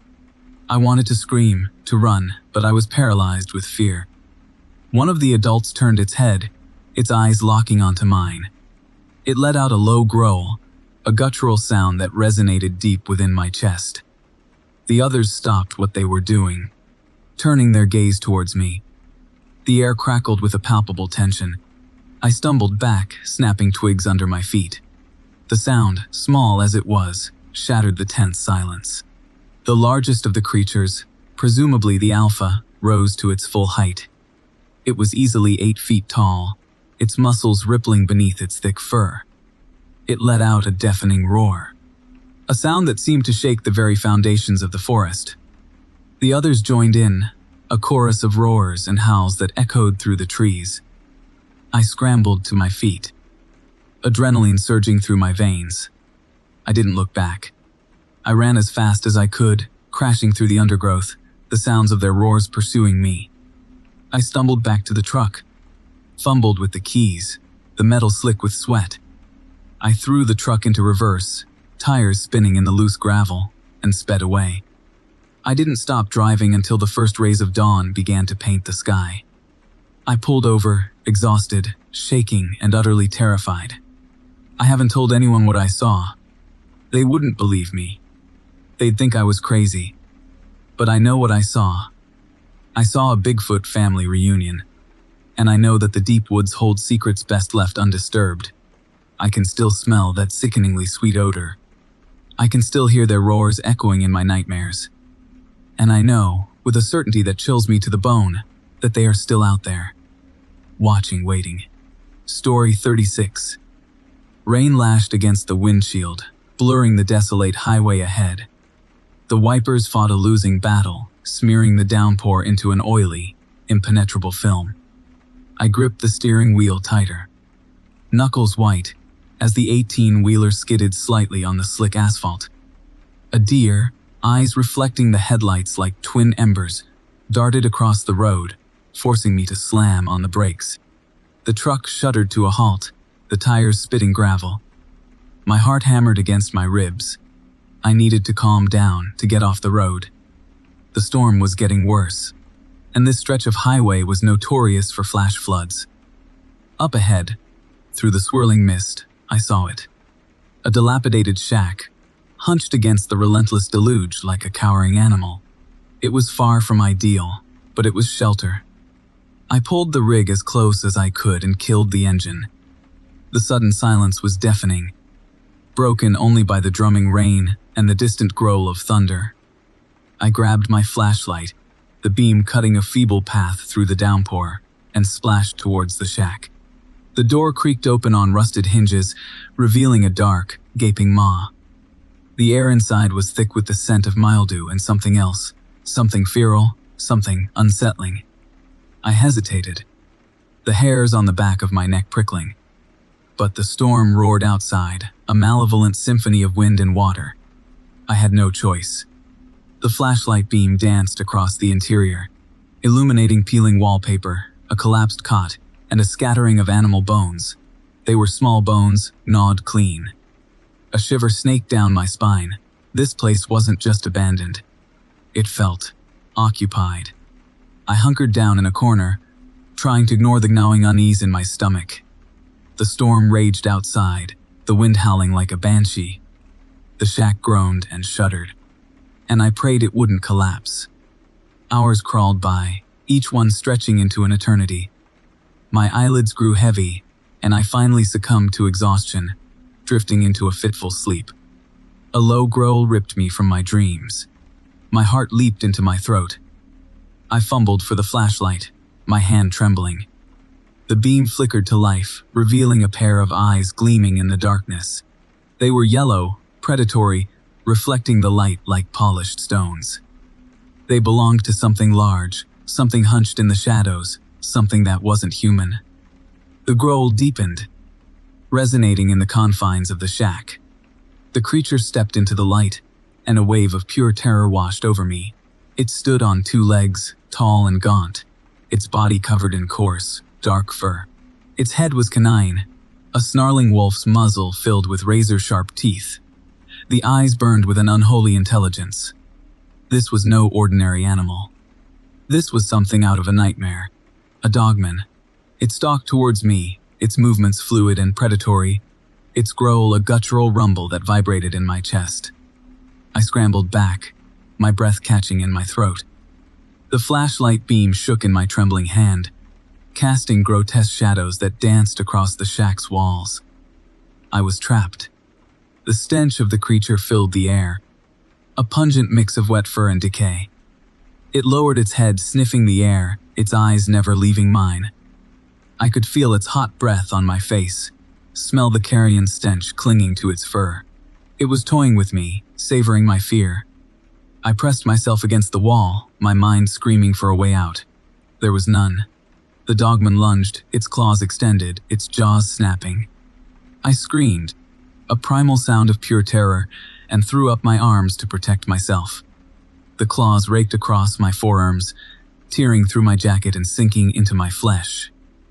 A searing pain shot through my arm. I tasted blood. The dogman snarled, its hot breath washing over my face. I closed my eyes, waiting for the inevitable. But it didn't come. I opened my eyes to see the creature's attention drawn to something outside the shack. The storm had intensified, the wind now a deafening roar. A tree, struck by lightning, crashed to the ground, its branches tearing through the shack's roof. The dogman hesitated, its head cocked, as if listening to something beyond my comprehension. Then, with a final, chilling growl, it turned and vanished into the storm. I lay there, trembling, my heart pounding, my arm throbbing with pain. I could hear the creature's howls echoing in the distance, fading into the roar of the wind and rain. I knew I had to get out of there. I stumbled to my feet, ignoring the searing pain in my arm. I pushed through the debris and out into the storm. The rain stung my face, and the wind ripped at my clothes, but I didn't care. I was alive. I had escaped the dogman's den. The memory of those glowing eyes, the snarling muzzle, the putrid stench, would forever be etched into my mind. I would never forget the night I encountered the beast in the storm, the night I barely escaped with my life, the night I learned the true meaning of fear. Story 37. The first whisper slithered across my windshield just after dawn. Condensed breath, I thought, a trick of the light. But as the sun climbed higher, the faint, milky script remained. Etched into the glass like a spider's silk, it read, North. Just one word. Simple. Unsettling. I wiped at it with my sleeve, but the word remained, a ghostly smear against the brightening sky. A chill, deeper than the October air, settled into the cab. I hauled livestock, not secrets. My routes were predictable, mundane. This felt different. Wrong. The second message appeared a few hours later, near a desolate stretch of highway fringed with skeletal trees. Further, it breathed, the letters thin and fragile, like frost about to melt. My stomach churned. I pulled over, heart hammering against my ribs, and examined the glass. No scratches, no residue. Just the word, shimmering faintly as if illuminated from within. The unease morphed into a raw, gnawing fear. I considered turning back, but something, a morbid curiosity laced with dread, kept me moving. North. Further. The landscape grew increasingly barren. The sky, a bruised purple, seemed to press down on me, suffocating. Nightfall brought the third message. This one was different, longer, more personal. "Fear waiting," it whispered across the glass, the letters now a dark, oily stain. My breath caught in my throat. Waiting for me. Terror, cold and sharp, pierced through me. I slammed on the brakes, the truck shuddering to a halt. The silence that followed was deafening, broken only by the frantic thumping of my own heart. I gripped the steering wheel, knuckles white, eyes fixed on the ominous words. They seemed to squirm, to pulse with a life of their own. I spent the rest of the night huddled in the cab, every shadow a lurking monster, every rustle of leaves a whispered threat. Dawn offered little comfort. The sky remained a sickly shade of violet, the landscape desolate and unforgiving. The fourth message appeared as I was contemplating turning back, admitting defeat. "Almost there," it declared, the letters now a vibrant, pulsating red, like blood freshly spilled. The words seemed to mock me, to taunt me. My mind screamed for me to run, to escape. But my body, frozen in a grip of morbid fascination, refused to obey. I continued north, the highway now a narrow ribbon winding through a landscape of twisted, gnarled trees. The air grew thick, heavy, difficult to breathe. A foul odor, like rotting flesh, permeated the cab. The fifth and final message appeared as I reached a clearing bathed in an unnatural, ethereal glow. "Welcome home," it proclaimed, the letters now a blinding, searing white, burning into the glass. The truck lurched forward, as if pulled by an invisible force. I slammed on the brakes, but they wouldn't respond. The steering wheel locked. I was no longer in control. The truck careened into the clearing, the glowing light intensifying until it was all I could see. Then, the whispers began, not on the windshield, but inside my head, a chorus of voices. Soft at first, then growing louder, more insistent, more malicious. They were welcoming me home, to a place I never wanted to be. The clearing was filled with figures, hundreds of them. Their faces obscured by shadow, their bodies gaunt and skeletal. They were reaching for me, their hands like claws, their eyes burning with an unholy light. The whispers intensified, merging into a single, deafening roar. The figures closed in, their touch like ice, their presence suffocating. My scream died in my throat, swallowed by the darkness. The whispers promised solace. They promised oblivion. They promised an end. And as they dragged me from the cab, into their waiting embrace, I realized, with a horrifying clarity, that this wasn't the end. It was just the beginning. Story 38. Rain lashed against the windshield, blurring the already desolate landscape into a smear of gray. I cursed, gripping the wheel tighter. A landslide had closed the interstate, and this backwoods detour was adding hours to my already tight schedule. The GPS blinked, showing nothing but dense forest for miles. Just as my bladder was about to stage a revolt, I saw it. A flicker of lamplight through the trees. A cabin. Relief, sharp and immediate, pulsed through me. A toilet, maybe even a cup of coffee. I pulled the rig off the narrow road, the tires crunching on gravel. The cabin, as I approached it, appeared ancient, the wood warped and blackened with age. The single window glowed with an unsettlingly warm light. Hesitation pricked at me, but the urgency to relieve myself overpowered it. I knocked, the sound swallowed by the howling wind. No answer. I tried the door. It swung inward with a groan, revealing a surprisingly tidy interior. A fire crackled merrily in the hearth, casting dancing shadows on the walls. And the walls. They were covered in portraits. Dozens of them. Men, women, children. Their eyes, unnervingly lifelike, seemed to follow me as I stepped inside. It was strangely warm, considering the biting wind outside. The air was thick with the scent of dust and something else, something faintly metallic, like old blood. I called out, "Hello. Anyone home?" Only the crackling fire answered. A door stood slightly ajar down a short hallway. Figuring it led to a bathroom, I headed toward it, my gaze lingering on the portraits. There was something off about them. The faces, they seemed vaguely familiar, yet I couldn't place them. I pushed the door open. It wasn't a bathroom. It was a bedroom. A small, neatly made bed sat against one wall, and above it, another portrait. This one, however, was different. It was me. But not the me I saw in the mirror every morning. This me was gaunt, haunted. My eyes were wide with terror, my skin stretched taut over bone. I backed away, a cold dread seeping into my marrow. As I stumbled back into the main room, the portraits had changed. They were still human, but twisted, grotesque. Their faces contorted in silent screams, their eyes bulging, bloodshot. And they were all looking at me. Panic seized me. I turned to flee, but the door was gone. The wall where it had been was now solid wood, more portraits hanging on it. Portraits of mangled bodies, limbs twisted at unnatural angles. Their faces frozen in expressions of agonizing pain. And in each of their dead eyes, I saw a flicker of recognition. They were reflections of my own suppressed anxieties, fears I hadn't acknowledged in years, now given horrific form. The metallic smell intensified. I choked on it, the taste of copper filling my mouth. The room seemed to shrink, the walls closing in, the portraits pressing closer, their painted screams echoing in my ears. One by one, they began to morph, shifting into scenes from my past. A boy, bullied relentlessly, his face bruised and bloodied.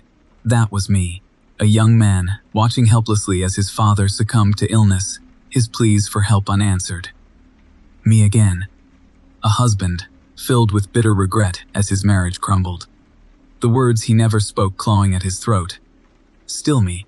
Each portrait a snapshot of a moment of vulnerability, a secret shame, now amplified, distorted, into something monstrous.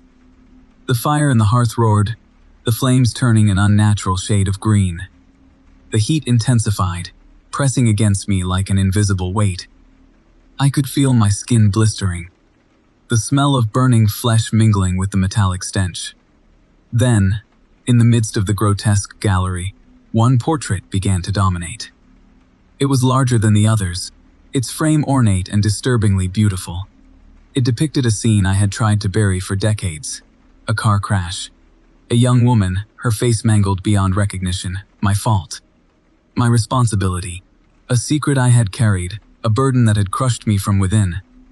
Her dead eyes stared into mine, accusing, unforgiving. And as I gazed into those eyes, a horrifying realization dawned. This wasn't a cabin. It was a mirror. A twisted reflection of my own fractured soul. The portraits weren't just images, they were manifestations of my guilt, my fears, my darkest secrets. Given form in this desolate, forgotten place. The heat became unbearable. The screams of the portraits intensified, merging into a cacophony of terror that threatened to shatter my sanity.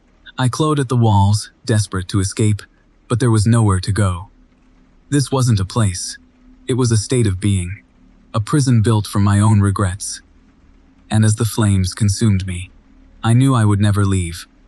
This cabin, this hell, was where I belonged. Story 39. The rain was coming down in sheets, blurring the already indistinct world outside my cab. It was the kind of night that gnawed at your bones, the kind that made you question every flicker in your peripheral vision. I was hauling a load of canned peaches, a mundane cargo, destined for some brightly lit supermarket hundreds of miles away. I was bone-tired, but the caffeine pills were doing their job, keeping my eyelids propped open. Just outside of Harmony Creek, I saw him, a figure hunched against the downpour, thumb outstretched. Now, I don't usually pick up hitchhikers, company policy and common sense for that matter, but something about this fella, something in the way he stood so still in the deluge, tugged at me. I pulled over, the brakes hissing in protest. He shuffled towards the cab, water streaming off him like a drowned rat. I rolled down the window, a blast of cold, wet air invading the warm interior. "Need a lift?" I asked, already regretting the offer. He nodded, climbed in, and water immediately pooled on the rubber mat. He didn't speak, just sat there, dripping. I noticed then, the first truly unsettling thing. He didn't have a shadow. The interior lights illuminated every corner of the cab, every ripple in the worn vinyl of the seats, but the hitchhiker sat there, a void in the otherwise pervasive light. No shadow. At all. "Where you headed?" I asked, my voice a little tighter than I intended. He finally looked at me. His eyes, I can still see them. Dark, empty sockets, reflecting the dim interior lights like two polished obsidian stones. No pupils, no irises, just pure, unsettling blackness. He didn't answer. Didn't even blink. He just stared. A shiver ran down my spine, a cold trickle that had nothing to do with the rain battering the cab. I tried to focus on the road, the twin beams of my headlights cutting through the downpour. But my eyes kept being drawn back to him, to the absence where a shadow should have been. Miles ticked by, the silence in the cab thick and heavy. The only sound was the rhythmic thump of the wipers and the constant drone of the tires on the wet asphalt. Each mile that passed amplified the unsettling feeling in my gut. It felt like the air itself was getting thinner, harder to breathe. The hitchhiker still hadn't spoken. He just sat there, his gaze fixed on me, those empty eyes boring into my skull. The temperature in the cab started to drop. I could see my breath puffing out in little white clouds, even with the heater on full blast. I tried to make small talk. Anything to break the oppressive silence, to fill the void. I talked about the weather, about the peaches I was hauling, about my dog back home. He didn't respond. Didn't even acknowledge that I was speaking. It was like talking to a statue, a particularly creepy statue that stole shadows. The cold was intensifying now, biting at my exposed skin. I looked at the temperature gauge. It was reading below freezing, impossible inside the heated cab. My hands were numb, my fingers stiff and clumsy on the steering wheel. My breath came out in ragged gasps. The air felt thick, viscous, like breathing through cotton. Suddenly, the hitchhiker moved. He slowly, deliberately reached out a hand as pale and cold as marble. He placed it on my arm, just below my shoulder. The instant his skin touched mine, a searing, agonizing cold shot through my body. It felt like my veins were filling with ice water. I cried out, a strangled gasp of pain and terror. I tried to pull away, to shake him off, but his grip was like iron. His touch spread, creeping up my arm, across my chest, down my legs. Everywhere his skin touched mine, the agonizing cold followed, numbing, paralyzing. I could feel my heartbeat slowing, my breath coming in shallow. Ragged gasps. I looked at him, his eyes, those bottomless black pits, seemed to be getting closer, larger, consuming my entire field of vision. The cold was overwhelming now, a crushing, suffocating pressure. I could feel myself fading, slipping away. The world outside the cab, the road, it all began to blur, to dissolve into a swirling gray mist. Then, just as I thought I was going to lose consciousness, he released me. His hand retracted, leaving a burning, frostbitten patch on my arm.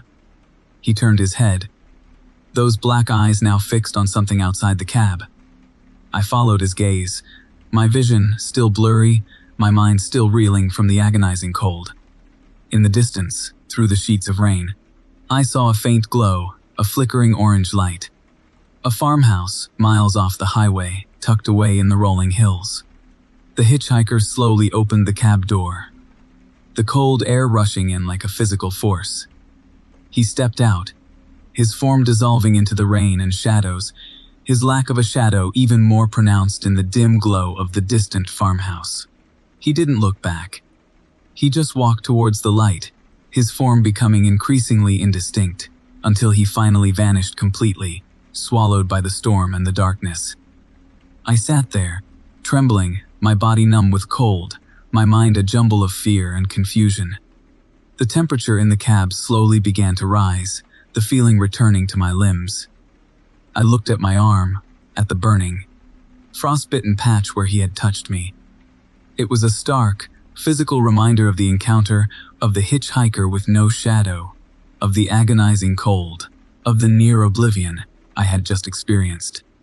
I put the truck in gear and drove on, leaving the farmhouse, the rain, and the memory of the hitchhiker far behind. forever etched into the deepest recesses of my mind. I never picked up another hitchhiker again.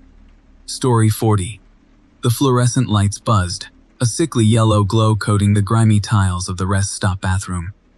I needed a pit stop, a splash of cold water on my face after 6 hours hauling steel coils across this desolate stretch of highway. The air inside was thick, stagnant, with the faint chemical tang of disinfectant struggling to mask something older, something fuller.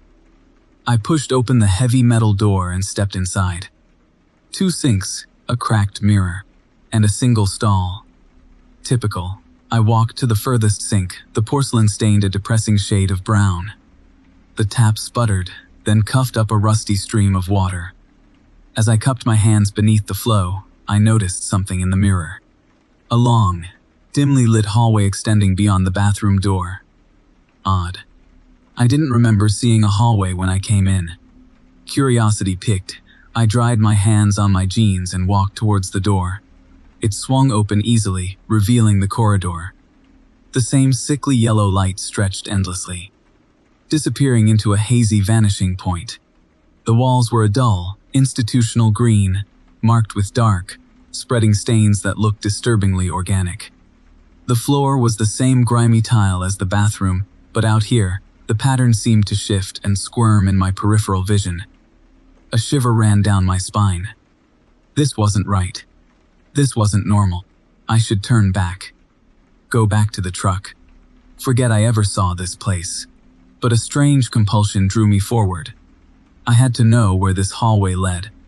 I took a tentative step into the corridor, the door clicking shut behind me with a soft, final sound. The air here was colder, heavy with the smell of dust and decay. I called out, my voice echoing strangely down the endless passage. "Hello, is anyone there?" Only silence answered. I kept walking. The hallway stretched on, unchanging, unending. The same green walls, the same stained tiles. The buzzing of the fluorescent lights grew louder, morphing into a low, guttural hum that resonated deep within my skull. I began to feel a creeping sense of dread, a tightening in my chest. This place wasn't just unsettling. It was actively hostile. Minutes bled into an eternity. How long had I been walking? An hour? A day? Time lost all meaning in this desolate space. My legs burned. My throat was bone dry, and my mind began to play tricks on me. I saw movement in the shadows, heard whispers just beyond the range of my hearing. Faces seemed to flicker in the periphery, a pale and gaunt, their eyes black and empty. I started to run. Blind panic seized me. I had to get out. I had to escape this infernal hallway. But no matter how fast I ran, the hallway never ended. The same green walls, the same stained tiles, stretching out before me like a nightmare made real. Then I saw it, a change in the monotonous landscape, a door. A single, wooden door set in the green wall. Hope surged through me, weak but insistent. I stumbled towards it, my breath ragged, my heart pounding against my ribs. I reached the door and grabbed the cold, metal handle. It turned with a grating screech, and I pulled the door open. The room beyond was circular, small, and windowless. The walls were the same institutional green, but here, they were covered in strange symbols, etched deep into the paint. In the center of the room, a single figure stood bathed in a pale, pulsating light. It was tall and emaciated. Its skin stretched taut over bone. Its head was elongated, almost serpentine, and its eyes, large and black, fixed on me with a chilling intensity. The creature didn't move, didn't speak. It just stood there, radiating an aura of ancient, malevolent power. The air crackled with an unseen energy, and I felt a searing pain behind my eyes. My mind reeled, assaulted by a torrent of images, of sounds, of emotions that were not my own. I saw swirling vortexes of color, heard the screams of 1,000 dying stars, felt the icy grip of cosmic horror. And then, I understood. This wasn't a rest stop. This wasn't a hallway. This was something else entirely. This was a gateway, a portal to a realm beyond human comprehension. And the creature, the being in the center of the room, was its guardian. It had lured me here, drawn me into its web of madness. The creature raised a long, skeletal finger and pointed at me. A low, guttural chant emanated from its throat, a sound that vibrated in my bones, in my very soul. The symbols on the wall began to glow, pulsing with an eerie, otherworldly light. The room spun. The walls seemed to melt away, and I felt myself being pulled, dragged, into the heart of the vortex. My scream died in my throat as darkness consumed me. The last thing I saw were the creature's black, empty eyes, burning with an ancient, unfathomable hunger. That marks the end of this last story. If you enjoyed the video, subscribing to this channel would help me out a lot. I appreciate you, and I'll see you in the next one.